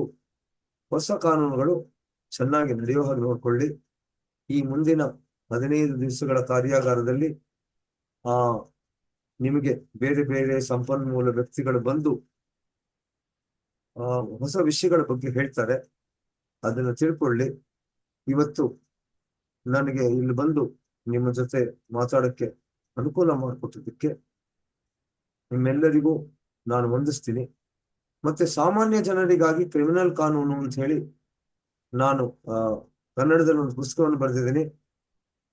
ಅದು ಅವೈಲೇಬಲ್ ಇದೆ, ಬೇಕಾದ್ರೆ ಓದಿ. ಯಾಕೆಂದ್ರೆ ನಾವು ಕಾನೂನನ್ನು ನಾವು ತಿಳ್ಕೊಳ್ಳದೆ ಹೋದರೆ, ನಾವು ಕಾನೂನು ಮಾಡಲು ನಮಗೆ ನಾವು ತಿಳ್ಕೊಳ್ಳೇಬೇಕು. ನಾವು ತಿಳ್ಕೊಳ್ಳದೆ ಹೋದ್ರೆ ಯಾರೇ ಆಗ್ಲಿ ನಮ್ಮನ್ನು ಶೋಷಣೆ ಮಾಡ್ಬೋದು. ನಾವು ಪೊಲೀಸರಿಗೆ ಬೈತೀವಿ, ಅಡ್ವೊಕೇಟ್ಗಳಿಗೆ ಬೈತೀವಿ. ಅದ್ ಯಾಕೆ ಅಂದ್ರೆ ನಾವು ಕಾನೂನು ಕಲ್ತಿಲ್ಲ. ತುಂಬಾ ಸಿಂಪಲ್ ಕಾನೂನು. ಕಬ್ಬಣದ ಕಡೆ ಕಷ್ಟ, ನಾನು ಒಪ್ಕೋತೀನಿ. ಆದ್ರೆ ಕಾನೂನು ಬಗ್ಗೆ ಸಿಂಪಲ್ ಆಗಿ ಪುಸ್ತಕಗಳಿದೆ, ನಾನೇ ಬರೆದಿದ್ದೀನಿ. ಇವತ್ತು ಈ ಕಾರ್ಯಾಗಾರ ಪುರುಷೋತ್ತಮ ಏನ್ ಮಾಡ್ತಾ ಇದ್ದಾರೆ, ಈ ಕಾರ್ಯಾಗಾರದಲ್ಲಿ ಬಂದಿರೋ ಎಲ್ಲರಿಗೂ ನಿಮಗೆ ಬಲಪಡಿಸೋಕ್ಕೋಸ್ಕರ ನಿಮಗೆ ಕಾನೂನುಗಳ ಅರಿವು ತೋರಿಸಿ ಆ ಕಾನೂನು ಉಪಯೋಗ ಮಾಡ್ಕೊಳ್ಳಿ ಅಂತ ಹೇಳಕ್ಕೋಸ್ಕರ ಅದನ್ನ ನಾವು ಉಪಯೋಗ ಮಾಡ್ಕೋಬೇಕು. ಕಾನೂನು ನಾವು ಅರಿಬೇಕು. ಇಂತಹ ಕಾರ್ಯಾಗಾರ ಮಾಡ್ತಿರುವಂತಹ ಪುರುಷೋತ್ತಮ ಅವರಿಗೆ ನಾನು ಅಭಿನಂದನೆಗಳನ್ನ ಸಲ್ಲಿಸ್ತೀನಿ. ಇವ್ರ ಜೊತೆ ಕ್ರಿಮಿನಾಲಜಿ ಮತ್ತು ಫಾರೆನ್ಸಿಕ್ ಸೈನ್ಸ್ ಡಿಪಾರ್ಟ್ಮೆಂಟ್ ಆಫ್ ಆಚಾರ್ಯ ಇವರು ಬಂದು ಸೇರ್ಕೊಂಡಿದ್ದೀರಾ ಅಂತ ನಾನು ಕೇಳಿದೆ. ಅವರಿಗೂ ನಾನು ವಂದನೆಗಳನ್ನ ಸಲ್ಲಿಸ್ತೀನಿ. ನೀವು ಆ ಎಲ್ರಿಗೂ ಖಂಡಿತವಾಗಿ ಈ ಈ ಕಾರ್ಯಾಗಾರದ ಆ ಉದ್ದೇಶ ಏನಿದೆ ಆ ಉದ್ದೇಶನ ನೀವು ಸಫಲ ಮಾಡಿ ಈ ಕೆಲಸ ಎಲ್ಲ ಎತ್ತುಕೊಳ್ಳಿ. ಏನಾದ್ರೂ ನಿಮಗೆ ನಿಮಗೆ ಆ ತೊಂದರೆಗಳಾದರೆ, ನಿಮ್ಗೇನಾದ್ರೂ ತೊಂದರೆ ಆದ್ರೆ ನಮ್ದು ಇಮೇಲ್ ಐಡಿ ಎಲ್ರಿಗೂ ಗೊತ್ತಿದೆ, drdvg@email.com ಅಂತ ಒಂದು ಇಮೇಲ್ ಹಾಕಿ. ಏನಾದ್ರೂ ನನ್ನ ಕೈಯಿಂದ ಸಹಾಯ ಮಾಡೋದಿದ್ರೆ ನಾನು ಸಹಾಯ ಮಾಡ್ತೀನಿ. ನನ್ನ ಪುಸ್ತಕಗಳು ಓದಿ, ಸಪ್ನಾ ಬುಕ್ ಹೌಸ್ ಅಲ್ಲಿ ಅವೈಲೇಬಲ್ ಇದೆ. ಕಾನೂನು ಪುಸ್ತಕಗಳು ಓದಿ. ನಿಮ್ಗೆಲ್ಲ ಒಳ್ಳೇದಾಗ್ಲಿ. ಈ ಕಾರ್ಯಾಗಾರಕ್ಕೆ ಶುಭವಾಗಲಿ. ಈ ಕಾರ್ಯಾಗಾರದ ಉದ್ಘಾಟನೆ ಕರೆದಿದ್ದಕ್ಕೋಸ್ಕರ ನಿಮ್ಮೆಲ್ಲರಿಗೂ ಅನಂತ ಅನಂತ ಧನ್ಯವಾದಗಳು. ನಮಸ್ಕಾರ. ಜೈ ಕರ್ನಾಟಕ, ಜೈ ಹಿಂದ್. ಬಹಳ ಅದ್ಭುತವಾಗಿ ಮಾತಾಡಿದ್ರಿ ಸರ್. ತಮ್ಗೆ ತುಂಬು ಹೃದಯದ ಧನ್ಯವಾದಗಳನ್ನ ನಾನು ಅರ್ಪಿಸ್ತೀನಿ ಸರ್. ತಾವು ಹೇಳ್ತಾ ಇದ್ರಿ ಏನು ಅಂತಂದ್ರೆ, society is not dynamic, it is society is not static but it is dynamic ಅಂತ. ಅಂದ್ರೆ ಅಪರಾಧಗಳೇ ನಡೆಯಲ್ಲ ಅಂತ ನಾನು ಹೇಳಕ್ಕಾಗಲ್ಲ. ಅಪರಾಧ ನಡೀತಾನೆ ಇರ್ತವೆ, ಕಾನೂನುಗಳು ಬರ್ತಾನೆ ಇರ್ಬೇಕಾಗ್ತದೆ ಅಂತ ತಾವು ಹೇಳ್ತಾ ಇದ್ರಿ ಸರ್. ಸೊ ಈ ನಿಟ್ಟಿನಲ್ಲಿ ಎಲ್ಲೋ ಒಂದ್ ಕಡೆ ನಮ್ಮ ಅಭ್ಯರ್ಥಿಗಳಿಗೆ, ಜನಸಾಮಾನ್ಯರಿಗೆ ಏನು ಕೆಲವೊಂದು ಮಾಹಿತಿಗಳು ಕೊರತೆ ಇರ್ತದೆ, ಕೆಲವೊಂದು ಏನೋ ಒಂದು ಡೌಟ್ಸ್ ಇರ್ತದೆ. ಈ ನಿಟ್ಟಿನಲ್ಲಿ ಒಂದು ಡೌಟ್ ಸೆಷನ್ಗೆ ಅಂತ ನಾವು ಬಂದಾಗ ತಾವು ಈ ಒಂದು ಕ್ವೇರೀಸ್ ನ ಅಡ್ರೆಸ್ ಮಾಡಬಹುದಾ ಸರ್? ತಮ್ಮಲ್ಲಿ ಸಮಯ ಇದೆಯಾ ಸರ್? ಈಗ ಒಂದು ಕೆಲಸ ಮಾಡಿ, ತಾವು ಎಲ್ಲಾ ಡೌಟ್ಗಳು ಒಂದು ಒಂದು ಇಮೇಲ್ ರೀತಿಯಲ್ಲಿ ಒಂದು ಮಾಡ್ಕೊಂಡು ನನ್ನ ಕಳಿಸಿ. ಒಂದು 29ನೇ ತಾರೀಕು ಒಳಗಡೆ ಒಂದ್ ದಿವಸ ಬಂದು ಮಾತಾಡ್ತೇವೆ. ಸರಿ ಸರ್. ಸೊ ಓಕೆ, ಇವತ್ತೇ ನನಗೆ ಒಂದ್ ಸ್ವಲ್ಪ ಗಂಟಲು ಪ್ರಾಬ್ಲಮ್ ಇದೆ. ಇವತ್ತಿಗಿಂತ ನೀವೆಲ್ಲಾ ಡೌಟ್ಗಳು ಒಂದ್ಸಲ ಬರ್ಕೊಂಡು ನನಗೆ ಇಮೇಲ್ ಕಳಿಸ್ಬಿಡಿ ಅಥವಾ ವಾಟ್ಸ್ಆಪ್ ಅಲ್ಲಿ ಕಳಿಸಿ. ನಾವು ಅಷ್ಟು ಒಂದು ಇದಕ್ಕೆ ಅದಕ್ಕೆ ಉತ್ತರ ಕೊಡ್ತೀವಿ. ಒಂದು ಸೆಷನ್ ನಾವು ಬರೀ ಎಂಕ್ವೈರಿಗೆ ಅಂತಾನೆ ನಾವು ಇಟ್ಕೊಳ್ಳೋಣ ಸರ್. ಕ್ವೇರಿ ಸೆಷನ್ ಅಂತಾನೆ ತಗೊಳ್ಳೋಣ ಸರ್. ಪೊಲೀಸ್ ಇಲಾಖೆ ಮತ್ತು ನ್ಯಾಯಾಂಗ ವ್ಯವಸ್ಥೆ ನಿಟ್ಟಿನಲ್ಲಿ ಏನೆಲ್ಲ ನಾವು ಜಂಜಾಟಗಳನ್ನ ಅನುಭವಿಸುವಂತ ಸಂದರ್ಭ ಮತ್ತು ಏನೆಲ್ಲ ಪ್ರಶ್ನೆಗಳು ಇರುವಂತ ಸಂದರ್ಭದಲ್ಲಿ ಎಲ್ಲಾ ಪ್ರಶ್ನೆಗಳನ್ನು ಕ್ರೋಢೀಕರಿಸಿ ಒಂದು ಸೆಷನ್ ಅನ್ನ ತಾವು ಮಾಡ್ತೀವಿ ಸರ್. ಆ ಸೆಷನ್ ಅಲ್ಲೇ ತಾವು ಕ್ವಶನ್ ಅಂಡ್ ಆನ್ಸರ್ಸ್ ರೀತಿಯಲ್ಲಿ ತಾವು ಅದಕ್ಕೆ ಉತ್ತರಗಳನ್ನ ಹೇಳ್ತಾ ಹೋಗಿ ಸರ್, ದಯವಿಟ್ಟು. ಸೊ ಈ ನಿಟ್ಟಿನಲ್ಲಿ ಏನು ಈ ಒಂದು ಕಾರ್ಯಕ್ರಮಕ್ಕೆ ಆಗಮಿಸಿ ಬಹಳ ಏನು ಅಚ್ಚುಕಟ್ಟಾಗಿ ಹೊಸ ಕ್ರಿಮಿನಲ್ ಕಾನೂನುಗಳ ಏನು ಆ ವೈಶಿಷ್ಟ್ಯತೆಗಳು, ಫೀಚರ್ಸ್ ಗಳನ್ನ ಹೇಳಿದ್ದಾರೆ. ಹೊಸ ಫೀಚರ್ಸ್ ಅನ್ನ ಹೇಳಿದ್ದು ಬಹಳಷ್ಟು ಜನಕ್ಕೆ ವಿಚಾರಗಳೇ ಗೊತ್ತಿರಲಿಲ್ಲ. 0 FIR ಬಗ್ಗೆ ಹೇಳಿದ್ರು. ನಾನು ಕಾಶಿಲಿದ್ದು ನನ್ನ ಮನೆ ಕಳ್ತನ ಆದಂತ ಸಂದರ್ಭದಲ್ಲಿ ನಾನು ಕಾಶಿಲೇನೆ ಸಹ FIR ಅನ್ನ ರಿಜಿಸ್ಟರ್ ಮಾಡಬಹುದು ಅನ್ನೋ ಬಗ್ಗೆ ಸಾಹೇಬರು ಹೇಳಿದ್ದಾರೆ. ಮತ್ತು ಏನು ಡಿಜಿಟಲ್ ಎವಿಡೆನ್ಸ್ ಬಗ್ಗೆ ಹೇಳಿದ್ದಾರೆ. ಸರ್ಚ್ ಅಂಡ್ ಸೀಜರ್ ಮಾಡ್ಬೇಕಾದ್ರೆ ವಿಡಿಯೋಗ್ರಾಫ್ ಅನ್ನ ಮಾಡ್ಬೇಕು ಅಂತ ತಿಳಿಸ್ಕೊಟ್ಟಿದ್ದಾರೆ. ಹೀಗೆ ಸಾಕಷ್ಟು ವಿಚಾರಗಳು ತಿಳಿಯೋದಿದೆ. ನಾನು ಈ ಒಂದು ಕಾರ್ಯಾಗಾರ ಮಾಡ್ತಾ ಇರೋ ಉದ್ದೇಶನೇ ಏನು ಅಂತಂದ್ರೆ, ಜನಸಾಮಾನ್ಯರು, ವಕೀಲರು ಮತ್ತು ಎಲ್ಲಾ ಒಂದು ವರ್ಗದ ಏನು ವೃತ್ತಿಯನ್ನ ಮಾಡ್ತಾ ಇರುವಂತ ಎಲ್ರಿಗೂ ಸಹ ಈ ಒಂದು ಕಾನೂನು ಜಾಗೃತಿ ಮೂಡಬೇಕು, ಎಲ್ಲರೂ ಕಾನೂನು ಸಾಕ್ಷರತರಾಗಬೇಕು ಅನ್ನೋ ಉದ್ದೇಶದಿಂದಾನೇ ನಾವು ಈ ಒಂದು ಸಂಸ್ಥೆಯನ್ನ ನಿರ್ಮಾಣವನ್ನ ಮಾಡಿದೀವಿ. ನಮ್ಮ ಸಂಸ್ಥೆಯ ಮುಖ್ಯ ಉದ್ದೇಶ ಏನು ಅಂತಂದ್ರೆ, ಸಮಾಜವನ್ನ ಕಾನೂನು ಪ್ರಜ್ಞರನ್ನಾಗಿ ಮಾಡ್ಬೇಕು. ಸಮಾಜದಲ್ಲಿ ಇರುವಂತರ ಎಲ್ಲರೂ ಕಾನೂನು ಪ್ರಜ್ಞರಾಗ್ಬೇಕು. ಹಾಗಾಗಿ ನಾವು ವಿಧಿ ಪ್ರಜ್ಞಾ ಕರ್ನಾಟಕ, ವಿಧಿ ಅಂತಂದ್ರೆ ಕಾನೂನು, ಪ್ರಜ್ಞಾ ಅಂತಂದ್ರೆ ಅದು ಅರಿವು ಅಂತ ನಿಟ್ಟಿನಲ್ಲಿ ಕರ್ನಾಟಕದಲ್ಲಿರೋ ಎಲ್ಲ ಸಮಸ್ತ ಜನರು ಕಾನೂನು ಪ್ರಜ್ಞರಾಗ್ಬೇಕು ಅನ್ನೋ ಒಂದು ಗುರಿಯನ್ನ ನಾವು ಹೊಂದಿದ್ದೀವಿ. ಸೊ ಈ ನಿಟ್ಟಿನಲ್ಲಿ ಇವತ್ತು ಕಾರ್ಯಕ್ರಮಕ್ಕೆ ಬಂದಂತಹ ಶ್ರೀಯುತರು ಗುರುಪ್ರಸಾದ್ ಸಾಹೇಬ್ರು, ಅವ್ರನ್ನ ನಾವು ಬೀಳ್ಕೊಡೋಣ. ಸರ್, ಧನ್ಯವಾದಗಳು ಸರ್. ಬಹಳ ನಮ್ಗೆ ಅನುಕೂಲ ಆಯ್ತು ತಮ್ಮ ಕಾರ್ಯಕ್ರಮಕ್ಕೆ ಬಂದು. ಬಹಳ ಒಂದು ಐ ಓಪನಿಂಗ್ ಸೆಷನ್ ಅಂತ ಹೇಳ್ಬೋದು. ತಾವೇ ಒಂದು ಸ್ಫೂರ್ತಿ sir. BSc fail to IPS pass ಅನ್ನೋ ನಿಟ್ಟಿನಲ್ಲಿ ನಮ್ಗೆ ಎಷ್ಟೋ ಸ್ಫೂರ್ತಿ ಬಂದ್ಬಿಡುತ್ತೆ ಸರ್. ಸಾಕಷ್ಟು ಯುವಕರಿದ್ದಾರೆ ನಮ್ಮಲ್ಲಿ, ಲಾ ಸ್ಟೂಡೆಂಟ್ಸ್ ಇದ್ದಾರೆ. ಸುಮಾರು 500-600 ಜನ ಲಾ ಸ್ಟೂಡೆಂಟ್ಸ್ ಇದ್ದಾರೆ. ಅವ್ರಿಗೆ ತಾವೇ ಒಂದು ಸ್ಫೂರ್ತಿ ಆಗ್ತೀರಿ. ವಕೀಲರಿದ್ದಾರೆ, ವಕೀಲರು ಸಾಕಷ್ಟು ಈ ಒಂದು ಕಾರ್ಯಕ್ರಮವನ್ನ ನೋಡ್ತಾ ಇದ್ದಾರೆ. ಸೊ ಅವ್ರಿಗೂ ಸಹ ಸಾಕಷ್ಟು ವಿಚಾರಗಳು ತಿಳಿಯುತ್ತೆ ಅಂತ ನಾನು ಭಾವಿಸ್ತೀನಿ ಸರ್.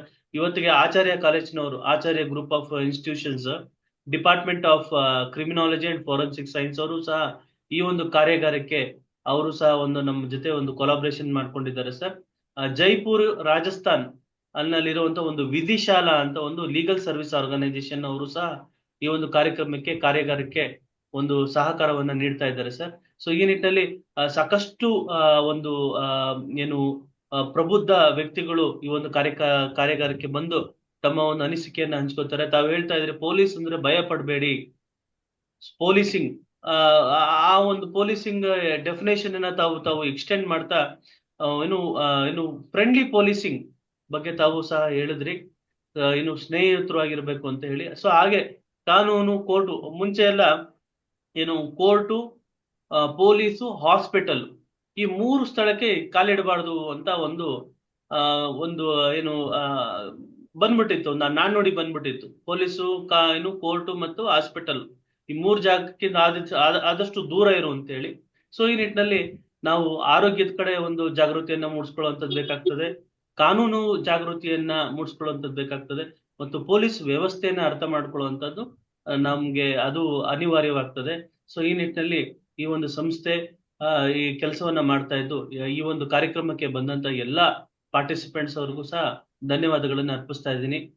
ಸಾಹೇಬ್ರು ಹೇಳ್ದಂಗೆ ತಮ್ಮಲ್ಲಿ ಏನಾದ್ರೂ ಡೌಟ್ಸ್ ಇದ್ರೆ ಆ ಡೌಟ್ಸ್ ಅನ್ನ ಗ್ರೂಪ್ ಗಳಲ್ಲಿ ಶೇರ್ ಮಾಡಿ, ಅದನ್ನೆಲ್ಲವೂ ನಾವು ಕ್ರೋಢೀಕರಿಸೋಣ, ಕಂಪೈಲೇಷನ್ ಮಾಡಿ ಸಾಹೇಬ್ರು ಮತ್ತೆ ಇನ್ನೊಂದ್ಸಲಿ ಬರ್ತಾರೆ, ಮತ್ತೆ ಅವ್ರನ್ನ ಮತ್ತೆ ಒಂದು ಸೆಷನ್ಗೆ ಕರೆಸಿ ಆ ಸೆಷನ್ ಅಲ್ಲಿ ಅದನ್ನ 1 hour ನಾವು ಡಿಸ್ಕಷನ್ ಅನ್ನ ಮಾಡೋಣ ಅಂತ ಹೇಳ್ತಾ, ಸೊ ಈ ಒಂದು ಕಾರ್ಯಕ್ರಮವನ್ನ ಮುಗಿಸ್ತಾ ಇದ್ದೀವಿ. ಕಾರ್ಯಕ್ರಮಕ್ಕೆ ಬಂದಂತ ಎಲ್ರಿಗೂ ಸಹ ಧನ್ಯವಾದಗಳನ್ನ ಅರ್ಪಿಸ್ತಾ ಇದ್ದೀನಿ. ಯಾರಾದ್ರೂ ಈ ಕಾರ್ಯಕ್ರಮದ ಬಗ್ಗೆ ಒಂದು ಸಣ್ಣ ಮಾತನ್ನ ಹೇಳಿದ್ರೆ ನಾನು ಸೆಷನ್ ಅನ್ನ ಕ್ಲೋಸ್ ಮಾಡ್ತೀನಿ. ಡಾಕ್ಟರ್ ಮೋಹನ್ ಸರ್, ತಾವು ಏನಾದ್ರೂ ಮಾತಾಡೋದಿದೆಯಾ? Would you like to speak sir? Doctor Mohan N, about the program.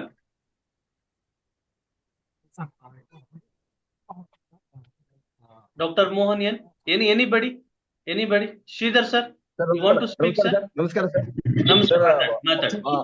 ಅವ್ರು ಹೇಳಿದ್ದೆಲ್ಲ ವಿಷಯಗಳು ಬಹಳ ಚೆನ್ನಾಗಿತ್ತು ಸರ್. ಬಹಳಷ್ಟು ವಿಷಯಗಳ ಬಗ್ಗೆ ಗೊತ್ತಿರಲಿಲ್ಲ. ಅಂತ ದೊಡ್ಡ ವ್ಯಕ್ತಿಯನ್ನ ನೀವು ಕರೆಸಿ ಅದ್ರ ಬಗ್ಗೆ ಮಾಹಿತಿ ಕೊಟ್ಟಿದ್ದಕ್ಕೆ ತಮಗೆ ಧನ್ಯವಾದಗಳು. ಬಹಳ ಉಪಯೋಗ ಆಗುತ್ತೆ ಸರ್. ನೋಡಿ, ದೊಡ್ಡ ವ್ಯಕ್ತಿಗಳೆಲ್ಲರಿಗೂ ದೊಡ್ಡ ಮನಸ್ಸಿರುತ್ತೆ ಅಂತ. ಸೊ ಸಾಹೇಬ್ರು ಇವತ್ತು ನಮ್ಮ ಆರ್ಗನೈಸೇಷನ್ ಬಂದಿರೋದೇ ನಮ್ಗೊಂದು ದೊಡ್ಡ ಖುಷಿ.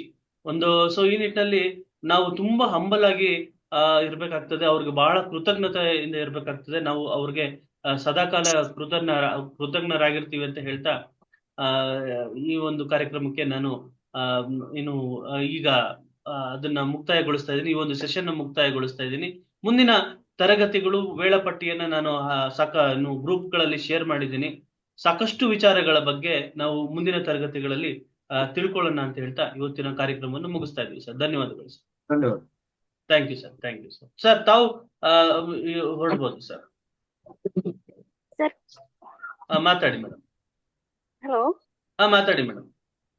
ಸರ್ ನಮಸ್ಕಾರ, ನಾನು Kavita, Sahara rural development and education society, Bidar district ಇಂದ ಸರ್. ಮಾತಾಡಿ ಮೇಡಮ್, ಮಾತಾಡಿ.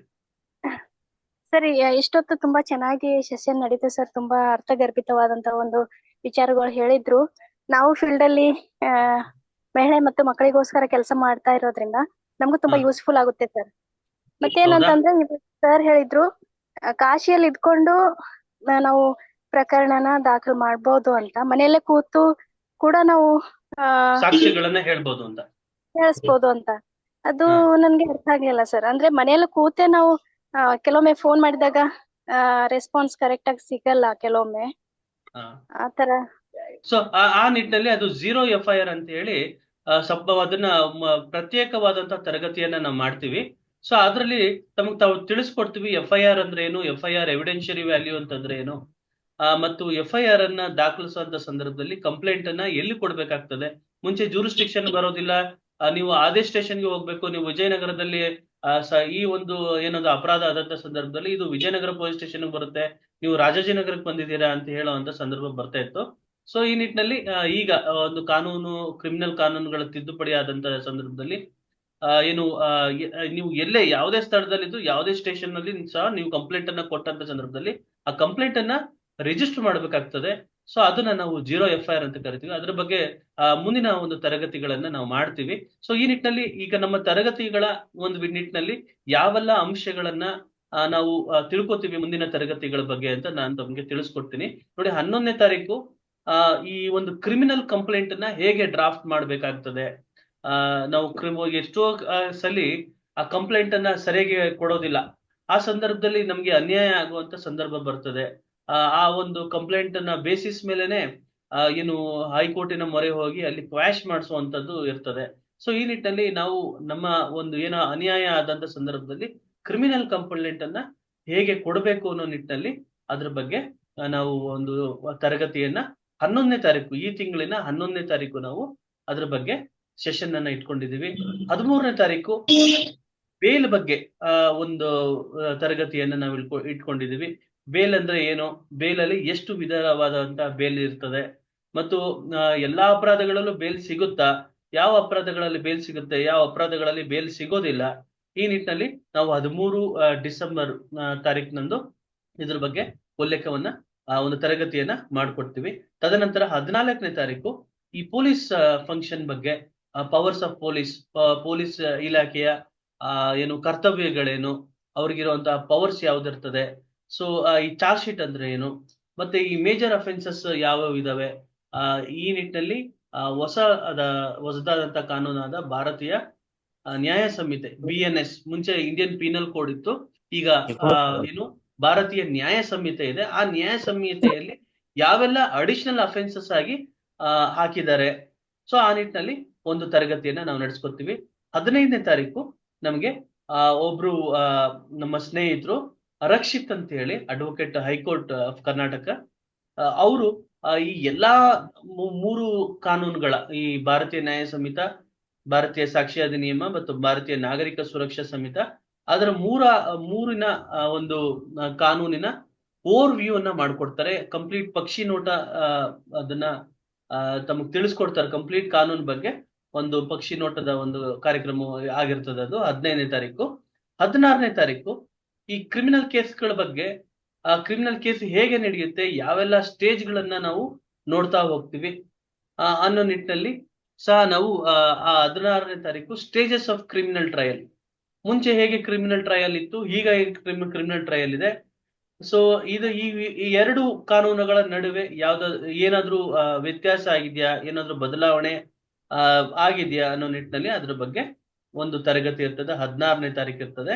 18ನೇ ತಾರೀಕು ಟ್ರಯಲ್ಗಳು ನಾವು ನೋಡ್ತೀವಿ. ಎಷ್ಟು ತರ ಟ್ರಯಲ್ಗಳು ಇರ್ತದೆ. ಸೆಷನ್ಸ್ ಟ್ರಯಲ್ ಇರ್ತದೆ, ಮತ್ತು ವಾರೆಂಟ್ ಟ್ರಯಲ್ ಅಂತ ನಾವು ಕರಿತೀವಿ, ಸಮ್ಮರಿ ಟ್ರಯಲ್ ಅಂತ ನಾವು ಕರಿತೀವಿ. ಸೊ ಆ ಟ್ರಯಲ್ಗಳ ಬಗ್ಗೆ ಎಕ್ಸ್ಪ್ಲನೇಷನ್ ಇರ್ತದೆ, ಮತ್ತು ಅದರ ಕಂಪ್ಯಾರಿಟಿವ್ ಅನಾಲಿಸಿಸ್ ಅನ್ನ ನಾವು ಮಾಡ್ಕೊಡ್ತೀವಿ. ಒಂದು ತರಗತಿ ಇರ್ತದೆ. ಮತ್ತು ಈ ಕ್ರಿಮಿನಲ್ ಪ್ರಕರಣಗಳು ಕೊನೆಯದಾಗಿ ಇತ್ಯರ್ಥ ಹೇಗೊಳ್ಳುತ್ತೆ, ಜಡ್ಜ್ಮೆಂಟ್ ಏನು ಹೇಗೆ ಬರೀಲಾಗುತ್ತೆ, ಯಾವ ಒಂದು ಕಾನೂನಿನ ಚೌಕಟ್ಟಿನಲ್ಲಿ, ಯಾವ ಒಂದು ಕಾನೂನಿನ ಪ್ರಪೋಸಿಷನ್ ಅಡಿಯಲ್ಲಿ ಅದನ್ನ ಕೇಸನ್ನ ಇತ್ಯರ್ಥವನ್ನ ಗಳಿಸ್ತಾರೆ ಅನ್ನೋ ನಿಟ್ಟಿನಲ್ಲಿ ಡಿಟರ್ಮಿನೇಷನ್ ಹೆಂಗಾಗುತ್ತೆ ಕ್ರಿಮಿನಲ್ ಕೇಸಸ್, ಅದ್ರ ಬಗ್ಗೆ ಉಲ್ಲೇಖವನ್ನ ನಾವು ಕೊಡ್ತೀವಿ. 23ನೇ ತಾರೀಕು ಏನು ಮನುಷ್ಯನ ದೇಹದ ಮೇಲೆ ಆಗುವಂತಹ ಅಪರಾಧಗಳು ಯಾವ, ಆ ನಿಟ್ಟಿನಲ್ಲಿ ಹೊಸದಾಗಿ ಕಾನೂನುಗಳು ಏನ್ ಹೇಳ್ತದೆ ಅದ್ರ ಬಗ್ಗೆ ಉಲ್ಲೇಖ ಇರ್ತದೆ. ಮತ್ತು ಎಲ್ಲಾ ಸಂದರ್ಭದಲ್ಲೂ ಅಪರಾಧಗಳಾಗ್ತದ, ಸೊ ಯಾವ್ದೋ ಒಂದು ಸಂದರ್ಭದಲ್ಲಿ ಅದು ಅಪರಾಧ ಆಗೋದಿಲ್ಲ ಅನ್ನೋದು ಬರ್ತದೆ. ಅದು ಯಾವ್ಯಾವು ಅಂತೇಳಿ, ಅದು ಎಕ್ಸೆಪ್ಷನ್ಸ್ ಅಂತ ಹೇಳಿ ಅದ್ರ ಬಗ್ಗೆ ಕುನಾಲ್ ಶರ್ಮಾ ಅಂತ ಹೇಳಿ ಡೆಲ್ಲಿ ಮತ್ತು ರಾಜಸ್ಥಾನ್ ಹೈಕೋರ್ಟಿನ ವಕೀಲರಾಗಿರ್ತಾರೆ, ಮತ್ತು ವಿಧಿಶಾಲಾ ಅನ್ನೋ ಕಾನೂನು ಸಂಸ್ಥೆಯ ಮುಖ್ಯಸ್ಥರಾಗಿರ್ತಾರೆ ಅವರು. ಸೊ ಅವರು ನಮ್ಮ ಜೊತೆ ಬರ್ತಾರೆ, ಬಂದು ಒಂದು ತರಗತಿಯನ್ನ ಮಾಡ್ಕೊಡ್ತಾರೆ. ಮತ್ತು ಎಷ್ಟೋ ಕೆಲವು ಪ್ರಕರಣಗಳಲ್ಲಿ ಸುಳ್ಳು ಪ್ರಕರಣಗಳು ದಾಖಲಾಗುವಂತ ಸಂದರ್ಭ ಇರ್ತದೆ. ಆ ಸುಳ್ಳು ಪ್ರಕರಣಗಳಾದಂತ ಸಂದರ್ಭದಲ್ಲಿ ಏನು ಹೇಗೆ ನಾವು ಒಂದು ಅದನ್ನ ಫೇಸ್ ಮಾಡ್ಬೇಕಾಗ್ತದೆ ಅನ್ನೋ ನಿಟ್ಟಿನಲ್ಲಿ ಒಂದು ತರಗತಿ 25ನೇ ತಾರೀಕು ಇರ್ತದೆ. 26ನೇ ತಾರೀಕು ಈ ಕೆಲವು ಸಂದರ್ಭದಲ್ಲಿ ಪೊಲೀಸ್ ಕಂಪ್ಲೇಂಟ್ ಕೊಡಕ್ ಹೋದಂತ ಸಂದರ್ಭದಲ್ಲಿ, ನೋಡ್ರಿ ಈ ಕಂಪ್ಲೇಂಟ್ ನಲ್ಲಿ ಇಂಗ್ರೀಡಿಯೆಂಟ್ಸ್ ಇಲ್ಲ, ನೀವು ಕೊಟ್ಟಿರುವಂತ ಕಂಪ್ಲೇಂಟ್ ಅಲ್ಲಿ ಏನು ಹುರುಳಿಲ್ಲ, ನೀವು ಇದನ್ನ FIR ರಿಜಿಸ್ಟರ್ ಮಾಡಕ್ ಆಗಲ್ಲ ಕಣ್ರಿ ಅಂತ ಹೇಳಿದಂತ ಸಂದರ್ಭದಲ್ಲಿ ನಮಗೆ ಮುಂದಿನ ಕ್ರಮಗಳು ಏನು, ನ್ಯಾಯಾಲಯದಲ್ಲಿ ಹೇಗೆ ಆ ಒಂದು ಪ್ರೈವೇಟ್ ಕಂಪ್ಲೇಂಟ್ ಅನ್ನ ನಾವು ಹೂಡ್ಬೋದು ಅನ್ನೋ ನಿಟ್ಟಿನಲ್ಲಿ ಒಂದು ತರಗತಿಯನ್ನ 26ನೇ ತಾರೀಕು ನಾವು ಮಾಡ್ಕೊಡ್ತೀವಿ. ಸೊ 27ನೇ ತಾರೀಕು ಒಬ್ರು ನಿವೃತ್ತ ಪೊಲೀಸ್ ಅಧಿಕಾರಿಯಾದಂತಹ ಮಹಂತೇಶ್ ಅಂತ ಹೇಳಿ, ಈಗ ಅವರು ವಕೀಲರಾಗಿದ್ದಾರೆ. ಸೊ ಅವರು ಬಂದು ಈ ಪಬ್ಲಿಕ್ ಪೊಲೀಸ್ ಮತ್ತು ನ್ಯಾಯಾಲಯ ಹೇಗೆ ಅದರ ಸಂಪರ್ಕ, ಹೇಗೆ ಇಂಟರ್ ಕನೆಕ್ಷನ್ ಇರ್ತದೆ ಅನ್ನೋದ್ರ ಬಗ್ಗೆ ಅವರು ಮಾತನಾಡಲಿದ್ದಾರೆ. ಸೊ 28ನೇ ತಾರೀಕು ಶ್ರೀಮತಿ ಆಶಾ ಮೇಡಮ್ ಅಂತ ಹೇಳಿ ಅವರು ಏನು ತುಮಕೂರಿನ ಕನ್ನಡ ರಾಜ್ಯೋತ್ಸವ ಪ್ರಶಸ್ತಿ ವಿಜೇತರವರು ಮತ್ತು ಸಾಕಷ್ಟು ಅನುಭವವುಳ್ಳಂತಹ ಪೋಕ್ಸೋ ನ್ಯಾಯಾಲಯದಲ್ಲಿ ವಿಶೇಷ ಸರ್ಕಾರಿ ಅಭಿಯೋಜಕರಾಗಿದ್ದಾರೆ, ಸ್ಪೆಷಲ್ ಪಬ್ಲಿಕ್ ಪ್ರಾಸಿಕ್ಯೂಟರ್ ಆಗಿದ್ದಾರೆ. ಅವರು ಈ ಮಕ್ಕಳ ಮೇಲೆ ಮತ್ತು ಮಹಿಳೆಯರ ಮೇಲೆ ಆಗುವಂತಹ ದೌರ್ಜನ್ಯಗಳ ಬಗ್ಗೆ ಮಾತನಾಡ್ತಾರೆ.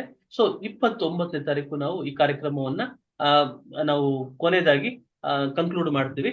ಸೊ ಇದಾದ ನಂತರ ನಾವು ಏನೆಲ್ಲ ಕಾರ್ಯಕ್ರಮಗಳನ್ನ ಮಾಡಿದೀವಿ, ಆ ಕಾರ್ಯಕ್ರಮಗಳು ಜನರಿಗೆ ತಲುಪಿದೆಯಾ ಇಲ್ವೋ ಅನ್ನೋ ನಿಟ್ಟಿನಲ್ಲಿ ಒಂದು 50 ಮಾರ್ಕ್ಸಿನ ಒಂದು ಸಣ್ಣ ಟೆಸ್ಟ್ ಅನ್ನ ಆಬ್ಜೆಕ್ಟಿವ್ ಟೆಸ್ಟ್ ಅನ್ನ ಆನ್ಲೈನ್ ನಲ್ಲಿ ನಾವು ಏರ್ಪಡಿಸಿದ್ದು. ಅದರಲ್ಲಿ ಯಾರು ಒಂದು ಪರೀಕ್ಷೆಯನ್ನ ತಗೋತಾರೆ, ಆ ಪರೀಕ್ಷೆ ಅಲ್ಲಿ ಇನ್ನು ಉತ್ತೀರ್ಣರಾಗ್ತಾರೆ ಅವ್ರಿಗೆ ಒಂದು ಸರ್ಟಿಫಿಕೇಟ್ ಅನ್ನು ಸಹ ಕೊಡಬೇಕು ಅಂತ ನಿರ್ಧರಿಸಿ ಈ ಒಂದು ಕಾರ್ಯಕ್ರಮವನ್ನ, ಒಂದು ಕಾರ್ಯಾಗಾರವನ್ನ ಸೊ ಇಂದಿಗೆ ಇವತ್ತಿಂದ ನಾವು ಚಾಲನೆಯನ್ನ ಕೊಡ್ತಾ ಇದ್ದೀವಿ. ಸೊ ಧನ್ಯವಾದಗಳು. ಏನಾದ್ರು ಪ್ರಶ್ನೆಗಳಿದ್ರೆ ದಯವಿಟ್ಟು ಕೇಳಿ, ಆ ಪ್ರಶ್ನೆಗಳಿಗೆ ಉತ್ತರವನ್ನ ಕೊಡಿಸ್ತೀನಿ. ಸೊ ಅದನ್ನ ಹೇಳಿದ್ನಲ್ಲ, ಸಾಕಷ್ಟು ನಿಮಗೆ ಕ್ರಿಮಿನಲ್ ಕಾನೂನು ತಿಳಿಸ್ಕೊಡ್ಬೇಕು ಅಂತ ನಾವು ಪಣವನ್ನ ತೊಟ್ಟಿದ್ದೀವಿ, ಕಂಕಣವನ್ನ ತೊಟ್ಟಿದ್ದೀವಿ.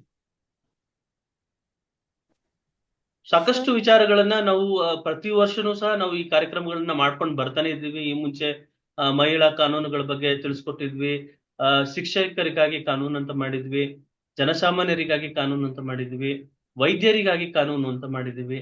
ಸೊ ಎಲ್ಲಾ ವರ್ಗದ ಜನರಿಗೆ ಕಾನೂನು ತಿಳುವಳಿಕೆಯನ್ನ ಕೊಡ್ಬೇಕು ಅನ್ನೋದು ನಮ್ಮ ಉದ್ದೇಶ. ಸೊ ಈ ನಿಟ್ಟಿನಲ್ಲಿ ತರಗತಿಗಳನ್ನ ಮಾಡ್ತಿದ್ದು, ಪ್ರತಿ ತರಗತಿಗಳು ಸಂಜೆ 8ರಿಂದ 9 ಗಂಟೆವರೆಗೂ ಇರ್ತದೆ. 8ರಿಂದ 9 ಗಂಟೆ ನಿಮ್ಗೆ ಏನು ಎಕ್ಸ್ಪ್ಲನೇಷನ್ ಇರ್ತದೆ. 9ರಿಂದ 9:15 9:15 ಕ್ವಶನ್ ಇರ್ತದೆ. ಏನಾದ್ರು ತಮ್ಮ ಪ್ರಶ್ನೆಗಳಿದ್ರೆ ಕ್ಲಾರಿಟಿಯನ್ನ ಕೊಡುವಂತದ್ದು ಮಾಡ್ತೀವಿ. ಯಾಕೆ ಅಂತಂದ್ರೆ ಎಲ್ಲರೂ ಕೆಲಸಕ್ಕೆ ಹೋಗುವಂತ ನಿಟ್ಟಿನಲ್ಲಿ, ಸೊ ಕೆಲಸದಿಂದ ಫ್ರೀ ಆಗಿ ಬರುವಂತದ್ದು, ಅವರು ಫ್ರೀ ಆಗಿರುವಂತ ಸಂದರ್ಭ ಯಾವುದು ಅಂತಂದ್ರೆ ರಾತ್ರಿ ಹೊತ್ತು, ಸಂಜೆ ರಾತ್ರಿ 8 ಅಂತ ಹೇಳ್ಬೋದು. ಸೊ ಸಂಜೆ 8 ಗಂಟೆಗೆ ಈ ತರಗತಿಗಳು ಶುರುವಾಗ್ತದೆ. 8ರಿಂದ 9 ಗಂಟೆವರೆಗೂ ತರಗತಿಗಳಿರ್ತವೆ, 1 ಅವರ್ ಇರ್ತದೆ. ಸೊ ಈ ರೀತಿಗೆ ನೀವು ಈ ತಿಂಗಳು ಕಂಪ್ಲೀಟ್ ನೀವು ಈ ಕಾನೂನುಗಳ ಬಗ್ಗೆ ಅರಿವನ್ನ ಪಡ್ಕೊಂತೀರಾ. ಸೊ ಈ ಒಂದು ಕಾನೂನುಗಳ ಏನು ತಿಳುವಳಿಕೆ ಕೊಡ್ತಾ ಇರೋದು ಅಪರಾಧವನ್ನ ಆದಷ್ಟು ಕಡಿಮೆ ಮಾಡ್ಲಿಕ್ಕೆ. ಯಾಕೆಂತಂದ್ರೆ ಏನೋ ಯಾವುದೋ ಒಂದು ಸಂದರ್ಭದಲ್ಲಿ ಇದು ನಮ್ಗೆ ಇದ್ ಮಾಡಿದ್ರೆ ಅಪರಾಧನ ಅಂತ ಗೊತ್ತಿರೋದಿಲ್ಲ. ಸೊ ಯಾವುದೋ ಒಂದು ಸಂದರ್ಭದಲ್ಲಿ ಯಾವುದೋ ಒಂದು ಅಚಾತುರ್ಯ ನಡೆದೋಗುತ್ತೆ ಅನ್ನೋ ನಿಟ್ಟಿನಲ್ಲಿ ಸೊ ಅದು ನಮ್ಗೆ ಗೊತ್ತಿರ್ಲಿಲ್ಲ ಅಂತಂದಾಗ ಅದು ನೋಡಿ, ignorance of law is of no excuse ಅಂತ. So you cannot take ignorance as a defence in criminal law. ನನಗೆ ಗೊತ್ತಿಲ್ಲ, ಕಾನೂನು ಗೊತ್ತಿಲ್ಲ ಅನ್ನೋದು ಅಕ್ಷಮ್ಯ ಆಗ್ತದೆ, ಅಕ್ಷಮ್ಯ ಮತ್ತು ಅಪರಾಧ ಆಗ್ತದೆ. ಸೊ ಈ ನಿಟ್ಟಿನಲ್ಲಿ ಕಾನೂನು ಪ್ರತಿಯೊಬ್ರು ತಿಳ್ಕೊಬೇಕು. ನಾನು ಇಂಜಿನಿಯರ್ ಇದ್ದೀನಿ, ನಾನು ಡಾಕ್ಟರ್ ಇದ್ದೀನಿ, ನಾನು ಟೀಚರ್ ಇದ್ದೀನಿ, ನನಗೇನು ಕಾನೂನು ಬೇಕು ಅಂತ ಹೇಳಕ್ಕಾಗಲ್ಲ. ಯಾಕೆಂತಂದ್ರೆ we are living in the ಸೊಸೈಟಿಯಲ್ಲಿ ನಾವು ಇರೋದ್ರಿಂದ ಸೊಸೈಟಿಯನ್ನ ಗವರ್ನ್ ಮಾಡ್ತಾ ಇರೋದು ಯಾವ್ದು ಸರ್ ಅಂತ ನೀವು ಪ್ರಶ್ನೆಯನ್ನ ಕೇಳಿದ್ರೆ, society is governing by law and rules. ಈಗ ನಮ್ಗೆ ಸುತ್ತಮುತ್ತ ಗಾಳಿ ಇದೆ ಅಂತ ನಮ್ಗೆ ಗೊತ್ತಿಲ್ಲ, ಆದ್ರೆ ನಾವು ಅದನ್ನ ಅನುಭವಿಸ್ತೀವಿ. ಹಾಗೇನೆ ನಮ್ಮ ಸುತ್ತಮುತ್ತ ನಾವು ಕಾನೂನಿನ ಒಂದು ಚೌಕಟ್ಟಿನಲ್ಲಿ ಬದುಕ್ತಾ ಇದ್ದೀವಿ. ಸೊ ಆ ನಿಟ್ಟಿನಲ್ಲಿ ನಮ್ಮ ಹಕ್ಕುಗಳು ಏನು ಸಿಟಿಜನ್ಸ್ ರೈಟ್ಸ್ ಅಂತ ನಾವು ಕರಿತೀವಿ. ಸಿಟಿಜನ್ಸ್ ರೈಟ್ಸ್ ಇನ್ ಕ್ರಿಮಿನಲ್ ಲಾ ಅಂತ ಬಂದಾಗ ರೈಟ್ಸ್ ಆಫ್ ಎನ್ ಅಕ್ಯೂಸ್ಡ್ ಅಂತ ಹೇಳಿ, ಒಬ್ಬ ಆರೋಪಿತನಿಗೆ ಏನೆಲ್ಲ ಕಾನೂನುಗಳೆಲ್ಲ ಹಕ್ಕಿರುತ್ತದೆ. ಇನ್ಫಾರ್ಮೇಶನ್, ಏನಕ್ಕೆ ನನ್ನ ಅರೆಸ್ಟ್ ಮಾಡ್ತಾ ಇದ್ದೀರಿ, ಯಾಕೆ ನಾನು ಪೊಲೀಸ್ ಸ್ಟೇಷನ್ಗೆ ಬರಬೇಕು, ಆಯ್ತು ನೋಟಿಸ್ ನ ಕೊಡಿ ನೀವು, ನಾನು ಬರ್ತೀನಿ, ಆಯ್ತು ನಾನು ಅಪರಾಧ ಮಾಡಿದ್ರೆ ನನಗೆ ಶಿಕ್ಷೆ ಆಗ್ಲಿ, ಸೊ ಅದು ತೀರ್ಮಾನ ಆಗ್ಲಿ, ಅಲ್ಲಿವರೆಗೂ ನನಗೆ ಸ್ವತಂತ್ರವಾದ ಹಕ್ಕಿದ್ದು, ಆ ನಿಟ್ಟಲ್ಲಿ ನನಗೆ ಜಾಮೀನನ್ನ ಕೊಡಿ. ನೋಡಿ, ರೈಟ್ ಟು ಅವೇಲ್ ಬೇಲ್ ಅಂತ ಹೇಳಿ. ಸೊ ಆ ನಿಟ್ಟಿನ ಬಗ್ಗೆ ಎಲ್ಲಾ ಒಂದು ವಿಚಾರಗಳ, ಯಾಕೆ ನಾವು ಬೇಲ್ ತಗೋಬೇಕು, ಬೇಲ್ ಅಂತಂದ್ರೆ ಯಾಕೆ ಕಾನ್ಸೆಪ್ಟ್ ಬಂತು ಬೇಲ್ ಅಂತ ಬಂತು, ಒಂದ್ ವೇಳೆ ಕನ್ವಿಕ್ಷನ್ ಆಗೋಯ್ತು ಆ ಸಂದರ್ಭದಲ್ಲೂ ಒಬ್ಬ ಮನುಷ್ಯನಿಗೆ ಹಕ್ಕುಗಳು ಸಿಗುತ್ತಾ ಅನ್ನೋ ಬಗ್ಗೆ, ಏನು ರೈಟ್ಸ್ ಆಫ್ಟರ್ ಕನ್ವಿಕ್ಷನ್ ಅಂತ ಹೇಳಿ, ಆ ಸಂದರ್ಭದಲ್ಲಿ ಪೆರೋಲ್ ಬಗ್ಗೆ, ಪೆರೋಲ್ ಅಂತಂದ್ರೆ ಏನು, ಪೆರೋಲ್ ಯಾವಾಗ ಸಿಗ್ತದೆ, ಮತ್ತು ಅಪೀಲ್ಗಳು ಹೋಗುವಂತ ಸಂದರ್ಭದಲ್ಲಿ ನಾವು ಬೇಲ್ಗಳನ್ನ ತಗೋಬೋದಾ, ಈ ನಿಟ್ಟಿನಲ್ಲಿ ಎಲ್ಲ ಒಂದು ವಿಚಾರಗಳನ್ನ ಒಂದು ಸಣ್ಣ ಕಂಪ್ಲೇಂಟ್ ಇಂದ ಹಿಡಿದು ಜಡ್ಜ್ಮೆಂಟ್ ವರೆಗೂ ತಮ್ಗೆ ತಿಳಿಸ್ಕೊಡ್ಲಿಕ್ಕೆ ಈ ಒಂದು ಕಾರ್ಯಕ್ರಮವನ್ನ ನಾವು ಮಾಡ್ತಾ ಇದ್ದೀವಿ. ಈ ಒಂದು ಕಾರ್ಯಕ್ರಮ ಕೇವಲ ವಕೀಲರಿಗೆ ಅಥವಾ ಕಾನೂನು ವಿದ್ಯಾರ್ಥಿಗಳಿಗೆ ಹೊರತುಪಡಿಸಿ ಇದು ಜನಸಾಮಾನ್ಯರಿಗೂ ಉಪಯೋಗ ಆಗ್ತದೆ ಅಂತ ನಾನು ಹೇಳ್ತಾ, ಸೊ ಈ ಒಂದು ಕಾರ್ಯಕ್ರಮವನ್ನ ನಾವು ಚಾಲನೆಯನ್ನು ಕೊಡ್ತಾ ಇದ್ದೀವಿ. ಸರ್ ಮಾತಾಡಿ. ನಮಸ್ತೆ ಸರ್. ನಮಸ್ತೆ, ಮಾತಾಡಿ. Sir thank you very much sir. Thank you very much sir.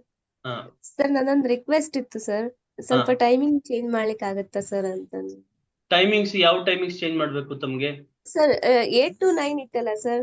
ಹಾ 7 to 8 ಆದ್ರೂ ನಡೆಯುತ್ತೆ ಸರ್. ಈವ್ನಿಂಗ್ ಆದ್ರೂ ಸ್ವಲ್ಪ. ಒಂದ್ ಕೆಲಸ ಮಾಡೋಣ, 7:30 7:45 ಶುರು ಮಾಡ್ತೀವಿ. 7:45 ಶುರು ಮಾಡಿ 9 ಕ್ಲೋಸ್ ಮಾಡೋಣ ಅಂತ ಯೋಚನೆ ಮಾಡ್ತಾ ಇದ್ದೀನಿ. ಒಂದ್ ಕೆಲಸ ಮಾಡೋಣ, ಈ ಸಮಯದ ಒಂದು ವಿಚಾರವಾಗಿ ತಾವು ಗ್ರೂಪ್ ನಲ್ಲಿ ತಮ್ಮ ಅಭಿಪ್ರಾಯವನ್ನ ಕೊಡಿ. ಅದರಲ್ಲಿ ಎಷ್ಟು ಜನಕ್ಕೆ ಅನುಕೂಲ ಆಗ್ತದೆ ಸಮಯದ ಬಗ್ಗೆ ಅಂತ ನೋಡ್ಕೊಂಡು ನಾವು ಸಮಯವನ್ನ ನಿರ್ಧಾರವನ್ನ ಮಾಡೋಣ. Sir thank you. Excuse me. ಹಾ ಮೇಡಮ್. ಹಾ ಸರ್, ಇದು ಸೆಷನ್ ತುಂಬಾ ಯೂಸ್ಫುಲ್ ಆಗಿದೆ. ನನ್ನ ಹೆಸರು ಸುನೀತಾ ಅಂತ ಹೇಳಿ. ನಾನು ಆಕ್ಚುಲಿ ಕ್ರಿಮಿನಾಲಜಿ ಮತ್ತೆ forensic background student, first year MSc ಇಲ್ಲಿ ಸ್ಟಡಿ ಮಾಡ್ತಾ ಇದ್ದೀನಿ. Yes madam. ಅಂಡ್ ಸರ್, ಇದು ಗ್ರೂಪ್ ಅಲ್ಲಿ ಜಾಯಿನ್ ಮಾಡ್ತೀರಾ ಸರ್? ಮಾಡೋಣ. ಈಗ ತಮ್ಗೆ ಗ್ರೂಪ್ ಅನ್ನ ತಮ್ಮ HOD ಯಾರಿದ್ದಾರೆ ಅವ್ರಿಗೆ ನಾನು ಕಳಿಸ್ಕೊಡ್ತೀನಿ, ಗ್ರೂಪಿನ ಲಿಂಕ್ ಅನ್ನ ಕಳಿಸ್ಕೊಡ್ತೀನಿ. ಆ ಗ್ರೂಪ್ ಅದ ಲಿಂಕ್ ಅನ್ನ ಅವ್ರಿಗೆ ತಮಗೂ ಕೊಡ್ತಾರ ಅವರು. ಆ ಗ್ರೂಪ್ ಅಲ್ಲಿ ತಾವು ಜಾಯಿನ್ ಆಗಿ, ಸೊ ಜಾಯಿನ್ ಆದ ನಂತರ ನಾವು ಅಲ್ಲಿ ತರಗತಿಗಳ ಲಿಂಕ್ ಗಳನ್ನ ಕಳಿಸ್ಕೊಡ್ತೀವಿ. ತರಗತಿ ಲಿಂಕ್ ಅನ್ನ ಜಾಯಿನ್ ಆಗಿ ಸಾಕಷ್ಟು ನಿಮ್ಗೆ ತರಗತಿಗಳ ಪರಿಚಯ ಆಗ್ತದೆ ಅಂತ ಹೇಳ್ತೀನಿ. Okay sir, sure. Thank you sir. Thank you so much. Okay. ಮತ್ತೆ ಯಾರಾದ್ರೂ ಮಾತಾಡೋದಿದ್ಯಾ? ಏನಾದ್ರೂ ಸಜೆಷನ್ಸ್ ಇದೆಯಾ? ನಮಸ್ಕಾರ ಸರ್. ನಮಸ್ತೆ ಸರ್. ನಮಸ್ತೆ. ನಮಸ್ತೆ, ಮಾತಾಡಿ. ಸೊ ಈಗ ಆಲ್ರೆಡಿ ತಾವು ಗ್ರೂಪ್ ನಲ್ಲಿದ್ದು, ಗ್ರೂಪಿನಲ್ಲಿ ಏನು ಡಿಸ್ಕ್ರಿಪ್ಷನ್ ಅಲ್ಲಿ ನಂಬರ್ಗಳು ಡಿಸ್ಪ್ಲೇ ಆಗ್ತಾ ಇರುತ್ತೆ. ಸೊ ಆ ನಂಬರ್ಗೆ ಏನಾದ್ರು ತಾವು ಸಜೆಷನ್ಸ್ ಅನ್ನ ಕೊಡೋದಾಗ್ಲಿ, ಸಲಹೆಗಳನ್ನ ಕೊಡೋದಾಗ್ಲಿ, ಅಥವಾ ಏನಾದ್ರು ಹೇಳೋದಾಗ್ಲಿ, ನಿಮ್ಮಲ್ಲಿ ಏನಾದ್ರು ವಿಷಯಗಳಿದ್ರೆ ಸೊ ಅದನ್ನ ಮುಕ್ತವಾಗಿ ಹಂಚ್ಕೋಬಹುದು ಅಂತ ಹೇಳ್ತಾ, ಸೊ ಇವತ್ತಿನ ಒಂದು ಏನು ಇನಾಗರಲ್ ಒಂದು ಕಾರ್ಯಕ್ರಮವನ್ನ ನಾವು ಇವತ್ತು ಮುಗಿಸ್ತಾ ಇದ್ದು, ಮುಂದಿನ ತರಗತಿಯನ್ನ ತಮ್ಗೆ ನಾನು ನೋಟಿಫೈ ಮಾಡ್ತೀನಿ ಅಂತ ಹೇಳ್ತಾ, ಸೊ ಇವತ್ತಿನ ಕಾರ್ಯಕ್ರಮವನ್ನ ಇಲ್ಲಿಗೆ ಮುಗಿಸ್ತಾ ಇದ್ದೀನಿ. ಧನ್ಯವಾದಗಳು. ನಮಸ್ಕಾರ. Thank you sir. ನಮಸ್ಕಾರ. Thank you sir. Thank you very much sir. ಜೈ ಜೈ ಹಿಂದ್. ಹಿಂದ್ ಸರ್. ಜೈ ಹಿಂದ್.